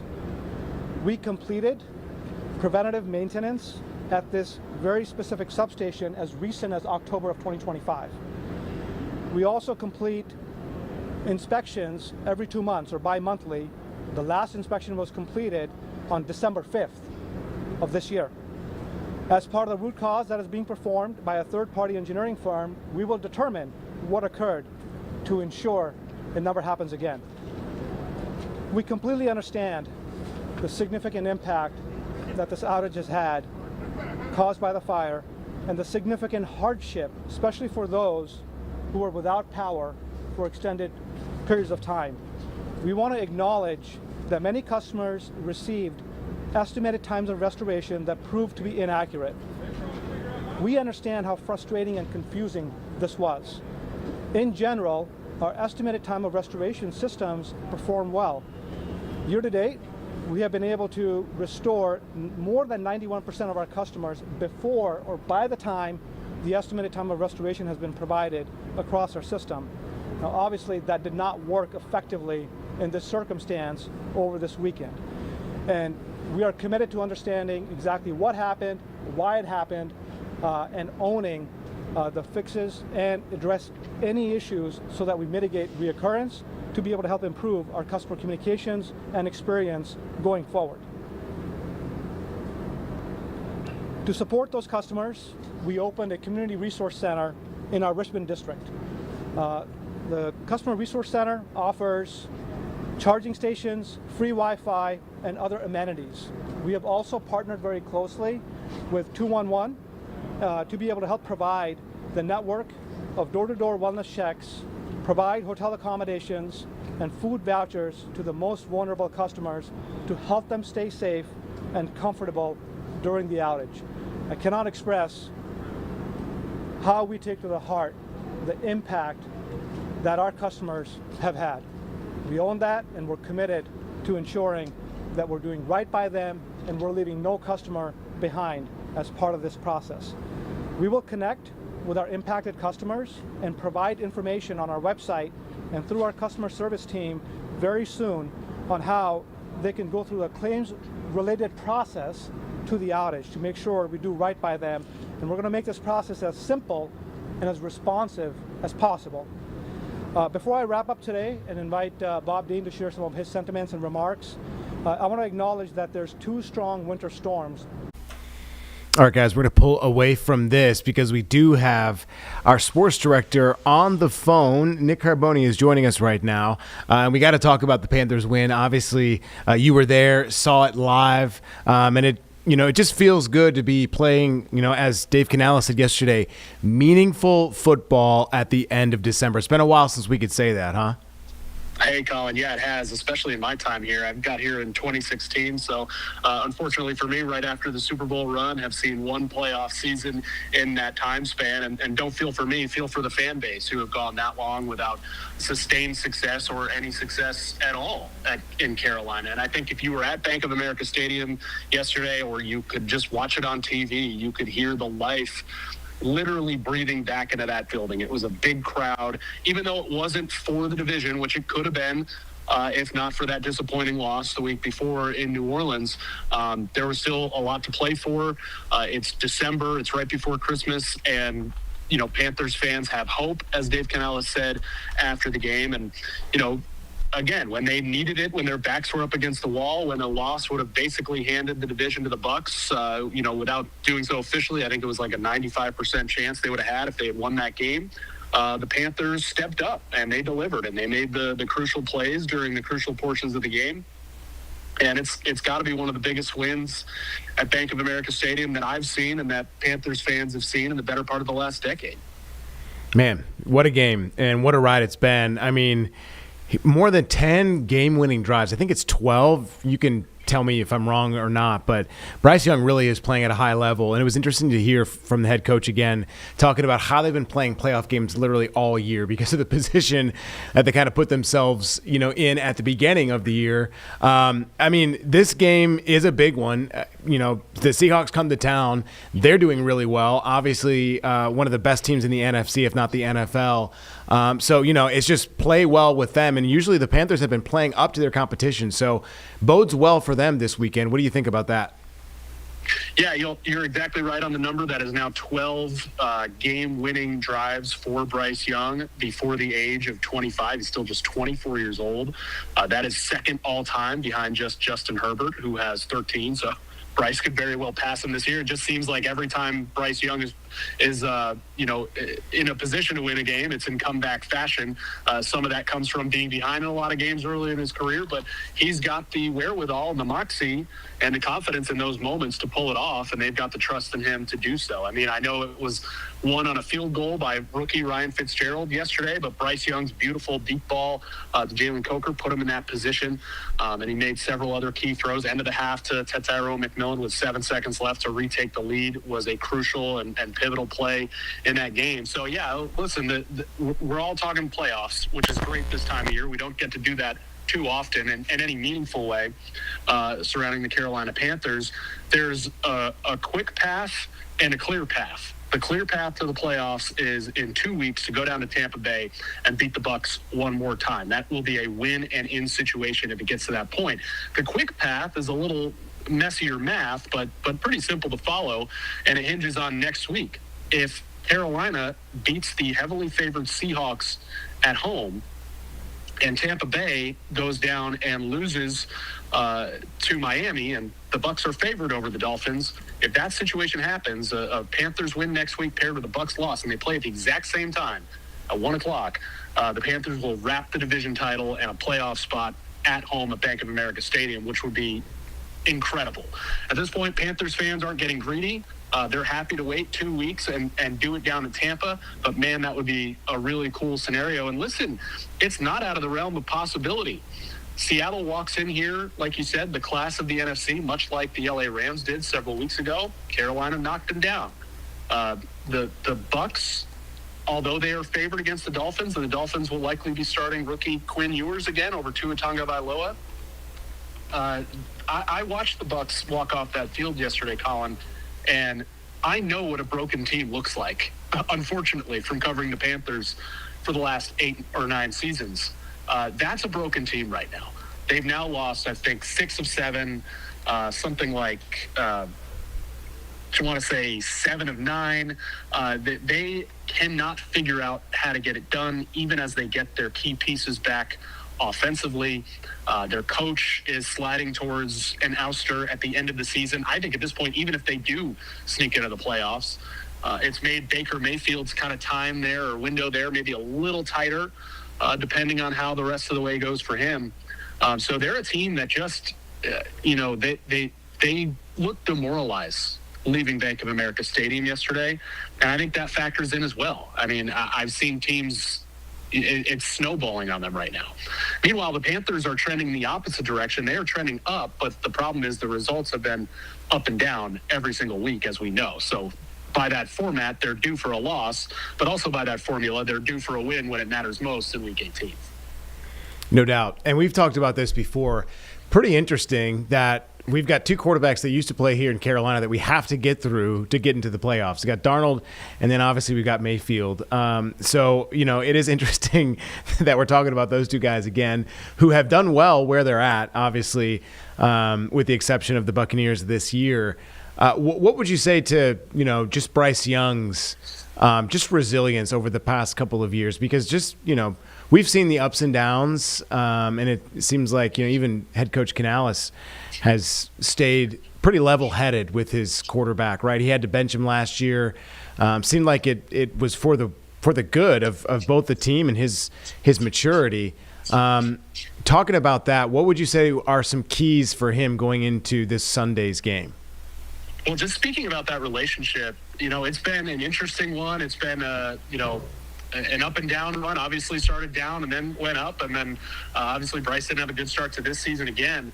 But walking off the field yesterday, Dave Canales, he greets every single player as they walk into the tunnel, win or lose. He does it every single game. That's part of his consistency.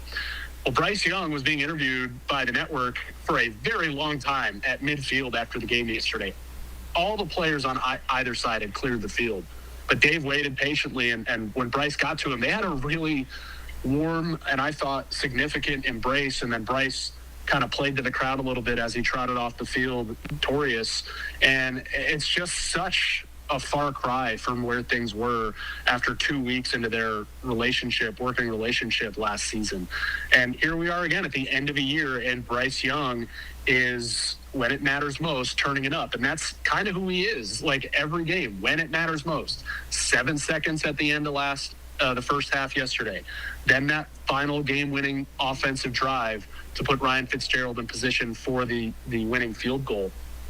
And you also look at it, it's the last 3 weeks, there's 2 wins and 1 loss, but even in the loss, he's played turnover-free football in those 3 games. And that is just massive for the Panthers, that they can be +1 at least in that turnover margin like they were yesterday.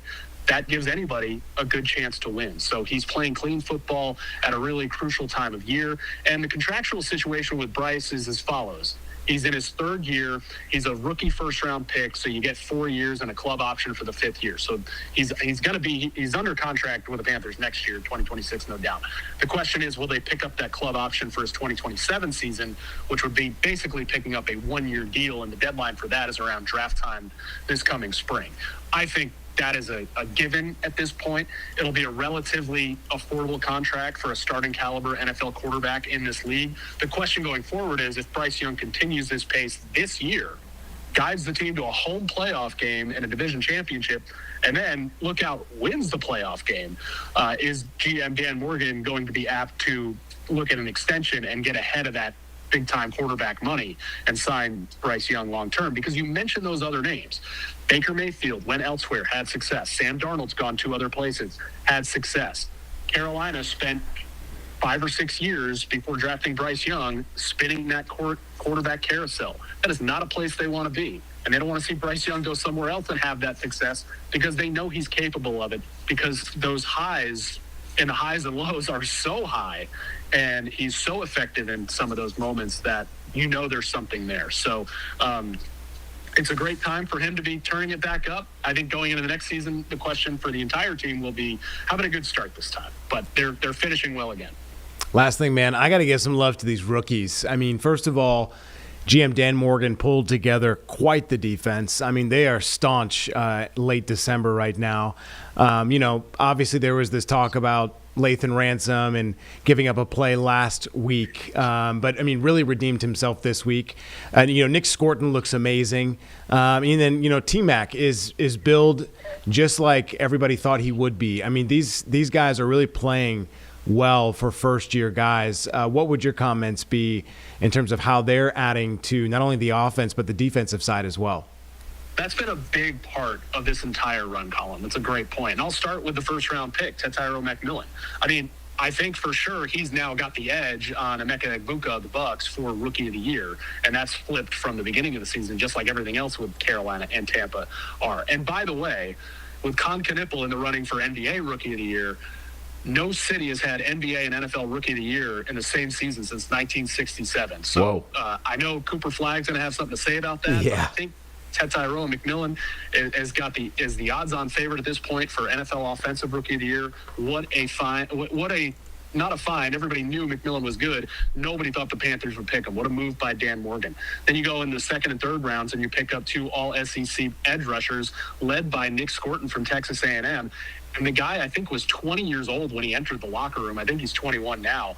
But he is a potential cornerstone piece for this defense for years to come. He plays beyond his years. He leads beyond his years. He had big moments in yesterday's game. He brought a lot of energy to the defense, as well as, instinctual, intelligent play and impactful play as well. Princely Umanmielen has had his moments this year. And then we talk about the rookie class. He's undrafted, but Ryan Fitzgerald, the rookie out of Florida State, he's had 3 walk-off game winners this year in walk-off fashion, and then was 3 for 3 yesterday, a couple of 48-yarders, including one to win the game. And you never really thought about it when you trotted him out there. He's a pretty sure thing from those distances and even beyond this season. He's had way more good moments and good kicks than bad ones this year, and he's won them games, including yesterday. So it's about time this organization pulled together a rookie class like this that is not only beneficial for the future, but is helping you right now potentially make the playoffs. And I'll also add this, going back to McMillan. the receiving core in general is all first or second year players. Hunter Renfrow, great training camp story, hasn't played in a long time. David Moore had his moments last year, hasn't played in a long time. This is a lot of first and second year guys like Jalen Coker, and that was a big reason they were willing to part ways with Adam Thielen, who's now on his second team since he joined Carolina. So to wrap it up, the rookies have had a really big part in this year, in addition to having a lot of promise and potential for years to come. Right on. All right, Nick. I know you got a 3-month-old there with you, so we'll let you go. We will see you later at work this week, but also at the Panthers game this weekend. Looking forward to it, man. Appreciate your time. All right, see everybody at the bank. Thanks, Colin. All right, man. Thank you. We're going to take a quick 2-minute break, guys. We'll be back right after this.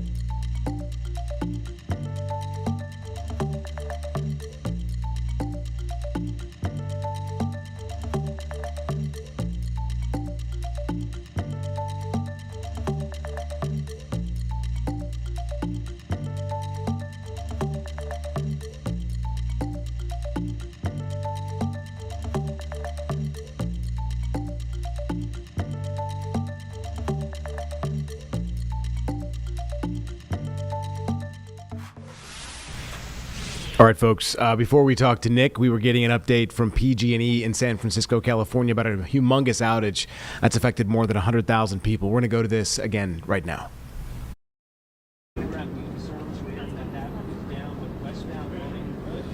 How is that possible that one is running in one direction eastbound and not westbound? Yeah, so it's a network system, and the system behind us ends up feeding the west side primarily of the city and portions of the downtown. It's about 133 customers that are served by this system itself, and there's some additional similar facilities that we have. So it could be that we have interconnection from one of our other substations that's providing service to that specific line that's going in that one direction.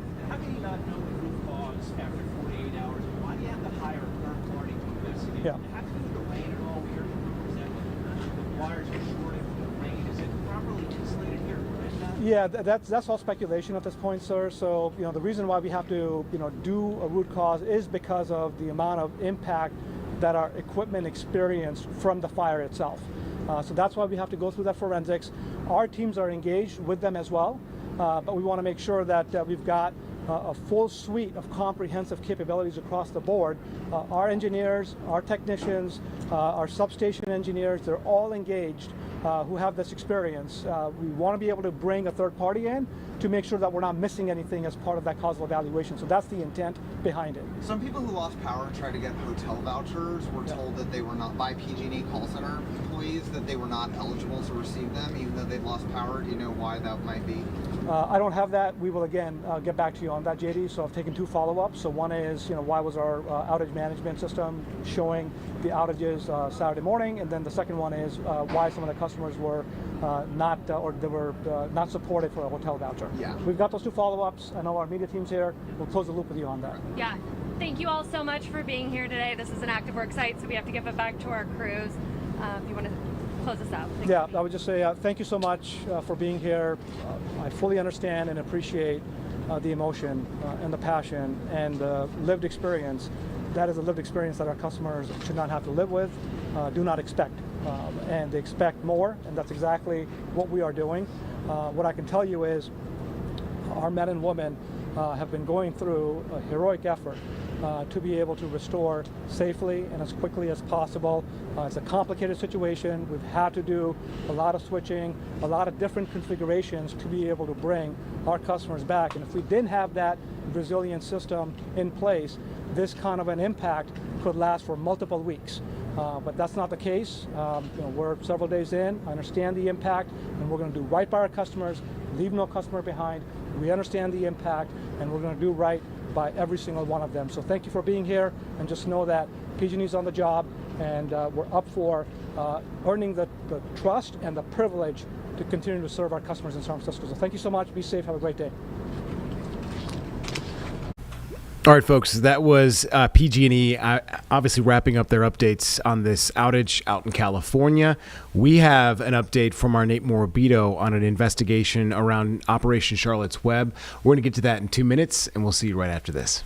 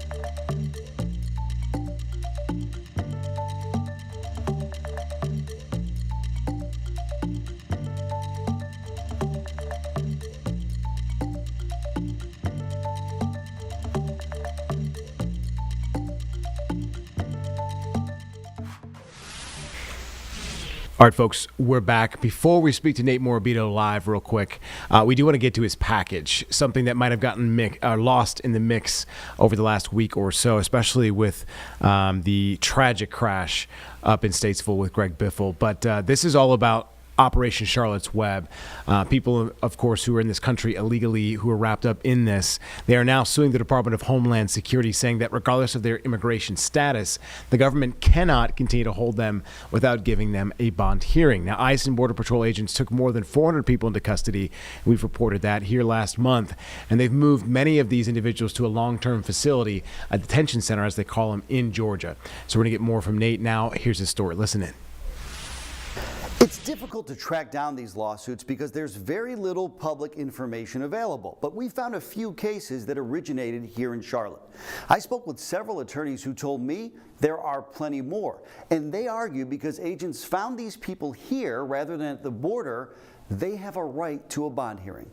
Less than a month after their wedding, on the fourth day of Operation Charlotte's Web, Dennis Gonzalez-Diaz went to the Charlotte DHS office. This is the third appointment he's had. His new wife expected a routine visit, a chance for ICE to again verify the Nicaraguan's address and that he's not a threat. part of his plan to eventually secure the government's okay to be here. He's one of those people that go to work and come home, that's it. Brittany Harris Gonzalez says he came to this country in 2023 to work so he could send money back home to his kids. He went in the building and they wouldn't let him come back out. Less than 24 hours later, The fear in his voice on the phone. the newlywed says her husband was already at a detention center in Georgia. It's not fair and it's not right. To this day, she says the government has not offered him a bond hearing while he awaits his initial deportation court appearance in November 2026. A lot of people are not aware that they have rights. Georgia attorney Karen Weinstock says she's talked with several dozen people from Charlotte detained by DHS. They're saying that they're subject to mandatory detention, which is not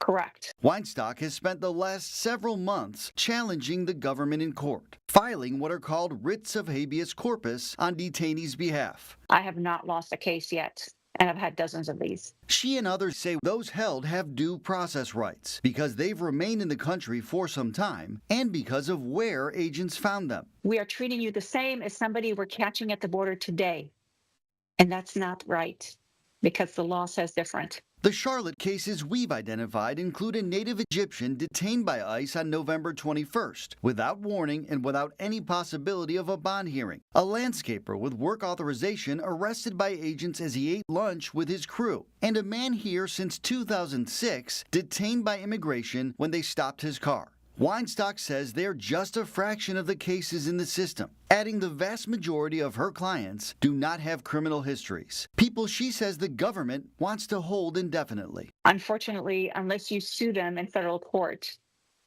you're not going to get release. Through a spokesperson, DHS's assistant secretary told us ICE has the law and the facts on its side, and it adheres to all court decisions until it ultimately gets them shot down by the highest court in the land. Nate Morabito, WCNC Charlotte.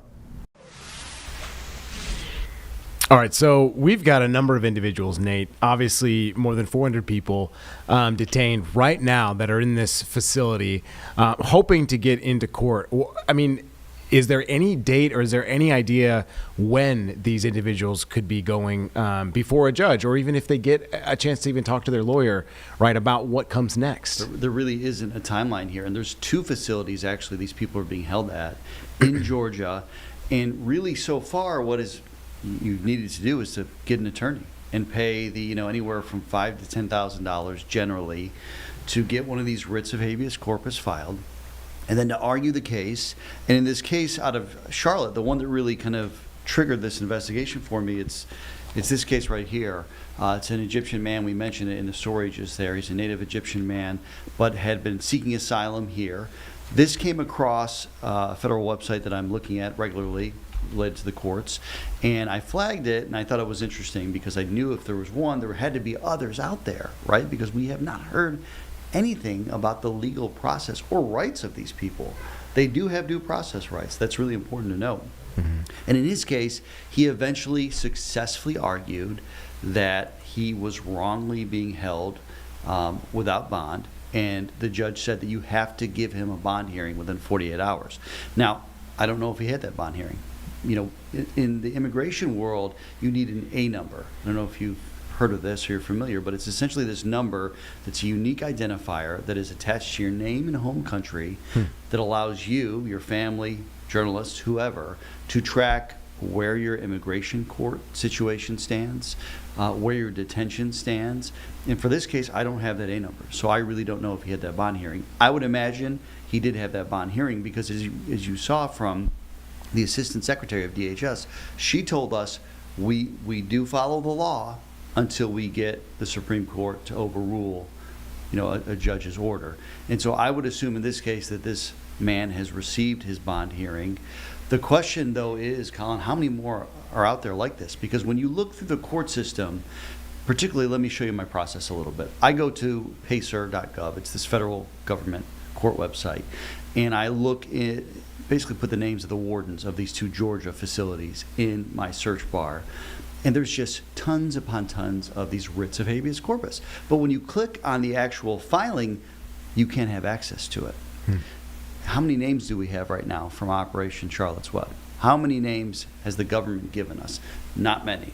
So there are hundreds of others out there. By the way, these people were not on the worst of the worst list, that we don't know where their situation stands. The man at the center of our story that we told you about, Dennis, a few minutes ago, whose wife we talked to, fairly newlywed, he is now trying to get bond through a different process.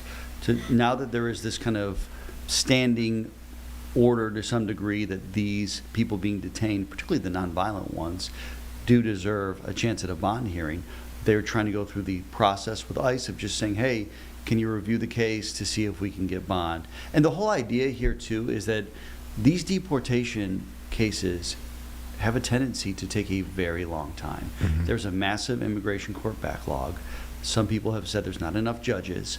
And so what happens is you have these people that are being detained at length, when in reality, most of the time in our criminal court system here, you can secure bond while you're awaiting trial. As long as you show up at trial, it's not going to be an issue.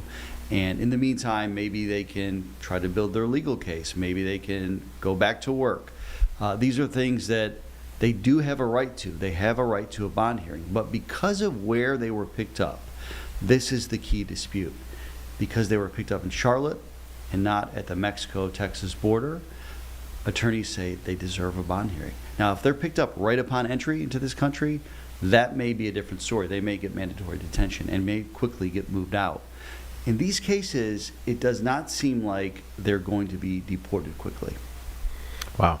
A lot to unpack there. I will ask, have the attorneys or the spouses, have they talked about the fear related to this? Because I think that's something that a lot of folks don't necessarily get to talk a lot about.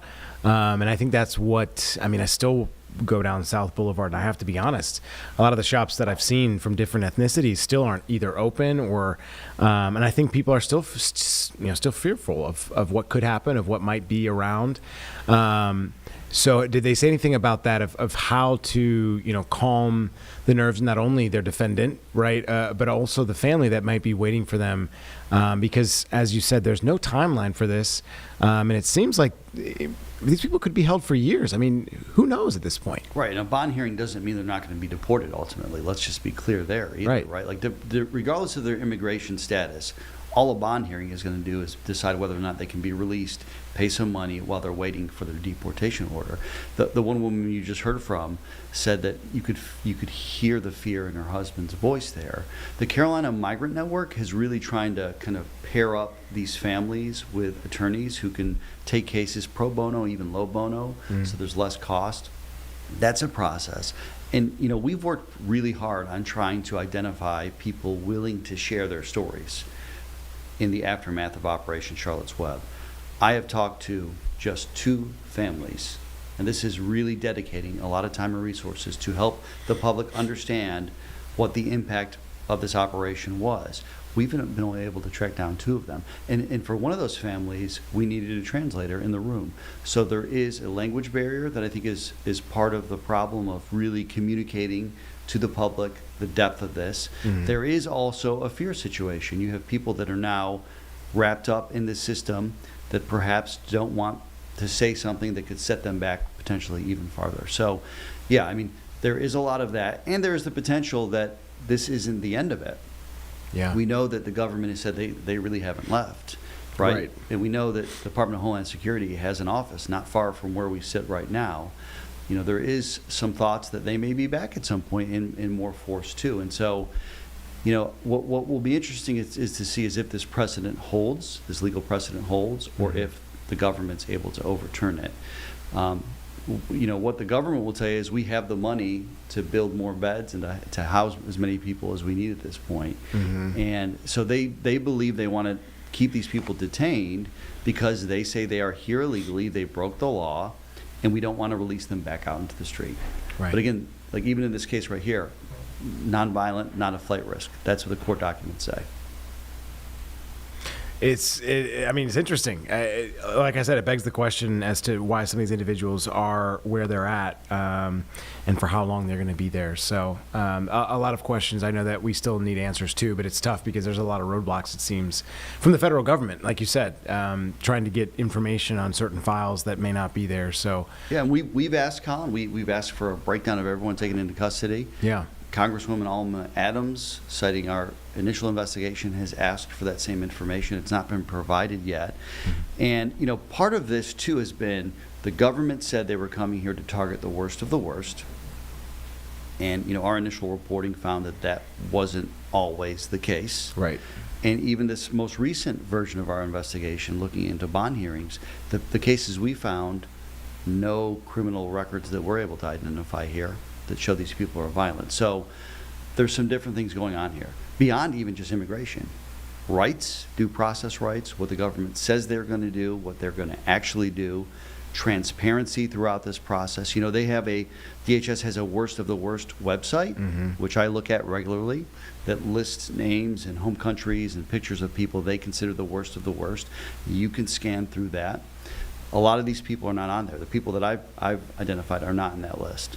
So we're still kind of hungry for more information here. And I think it's really difficult too, Colin, and maybe you recognize this too. I mean, Charlotte has had such a busy and unusually high-profile news year, right? These new things keep happening here. Generally, all of them terrible, right? In one way or the other.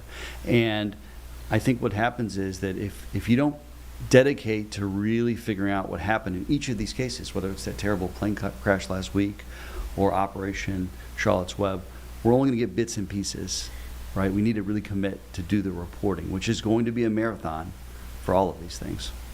Absolutely. Right. And as we know, we've reported as well that in some of these operations, there have been American citizens wrapped up as well. So it does need accurate journalistic, ethics and integrity, all those things mix together to make sure that the story is correct. So obviously we're waiting that information. Appreciate you reaching out to DHS and anything else that you wanted to add to this, Nate? No, I think we keep telling people that we run into that are in these circles of kind of trust of people that were taken up in this operation.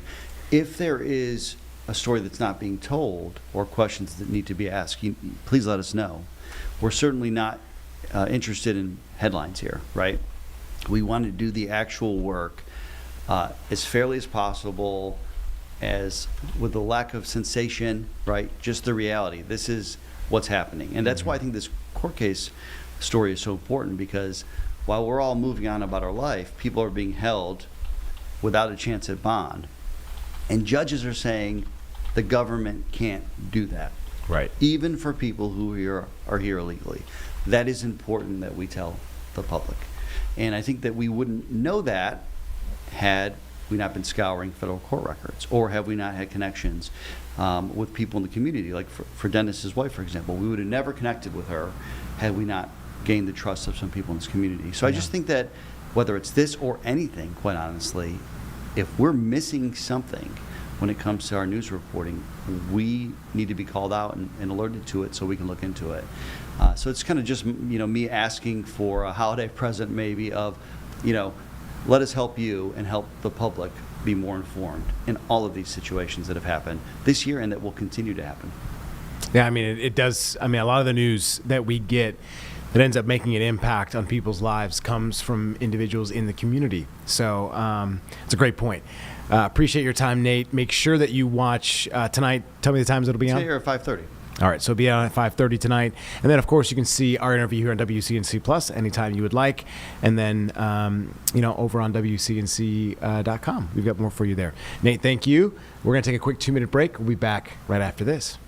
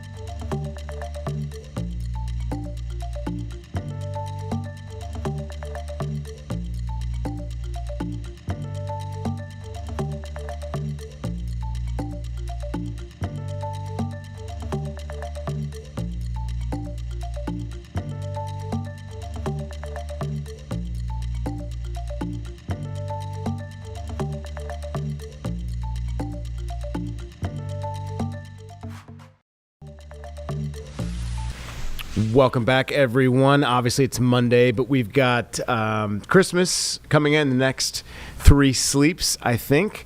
So we've got a pretty warm couple of days, as you probably well noticed. It's not going to be a white Christmas here in Charlotte, which normally it is not.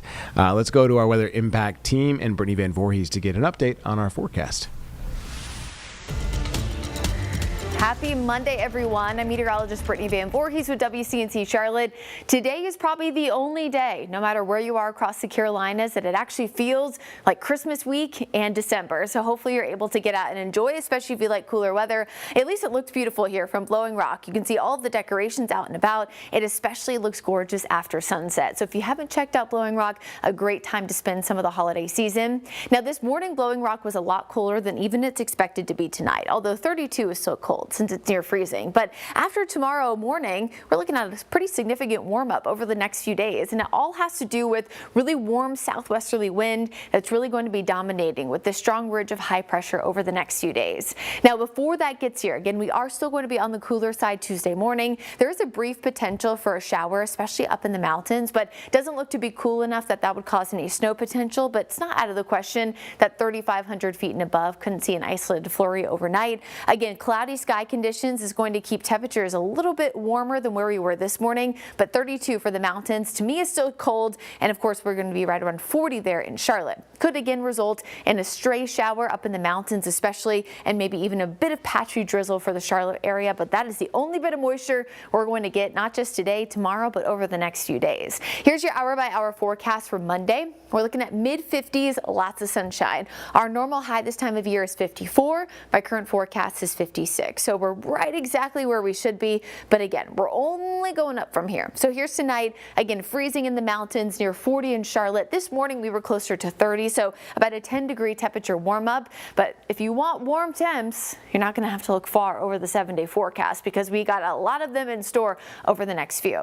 So here's your Carolina Christmas forecast. This is the latest update, and what you should notice, especially if you're watching the forecast this weekend, is both the low temperatures and the high temperatures are substantially above average. 48, 72, your high and low for Christmas Eve, 51 and 74 on Christmas Day. These numbers are close to 20 degrees above average. Our average for December 25th is 33 and 53. So that low, closer to our average high. So there's a ton of warmth to be reckoned with, especially if you're going to be out and about. So if you can try to get out and enjoy it, again, everything has a positive and a negative most of the time when it comes to the forecast. On the one hand, I think it's nice that it's warm personally since we had such a cold start to the month. On the other, I know for many who like the cold, it doesn't feel like Christmas. But really, I think what we can all agree on is we still need rain. So that maybe isn't the best thing to be dry over the next 7 to 10 days. As we look at your long range forecast outlook, we are starting to trend a little bit closer to normal by the end of that 7 to 10 day forecast. So right now it's all about the warmth,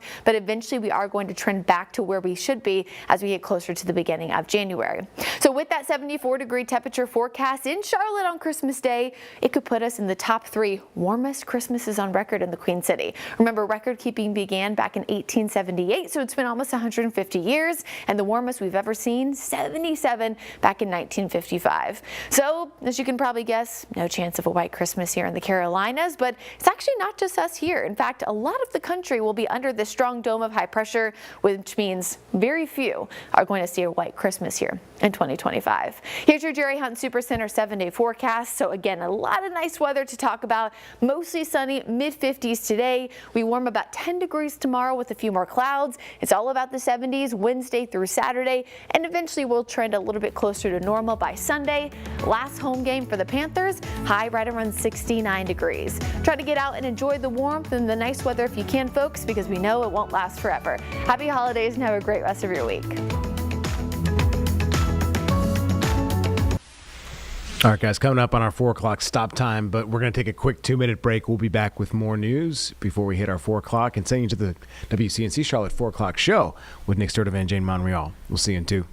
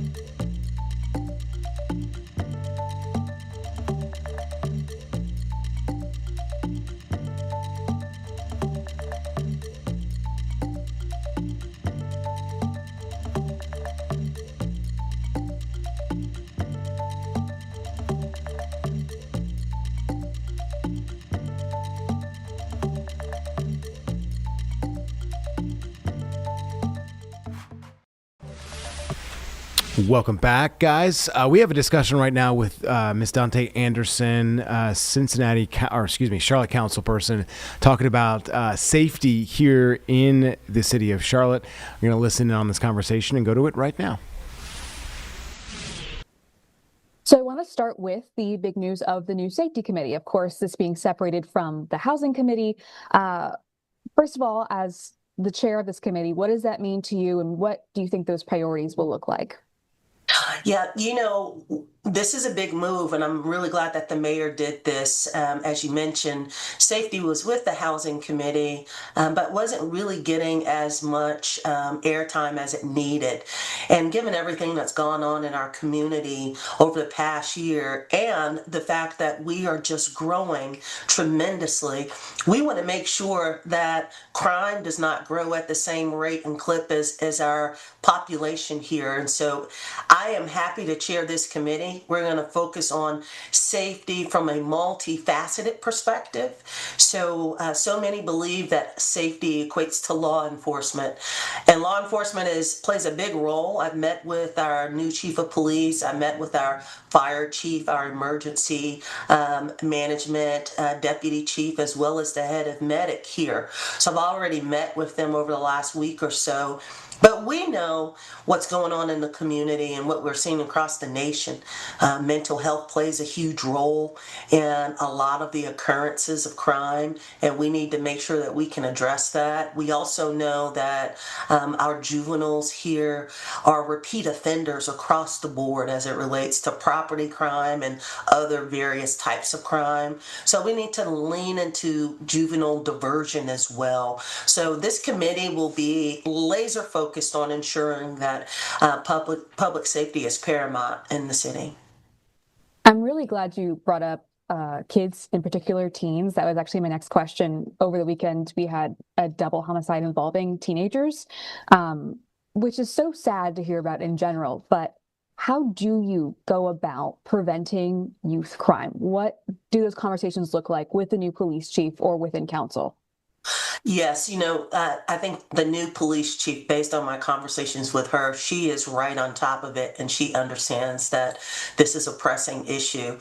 We have to be honest about the current state here, and our young people do not know how to mitigate their disagreements. They don't know how to disagree and be okay with that. So many arguments and so many situations get escalated with guns, and guns are not the solution. And so, number one, we need to lean into our young people and make sure that they understand the various alternatives to violence, to make sure that they can solve their problems and their disagreements in a peaceful way.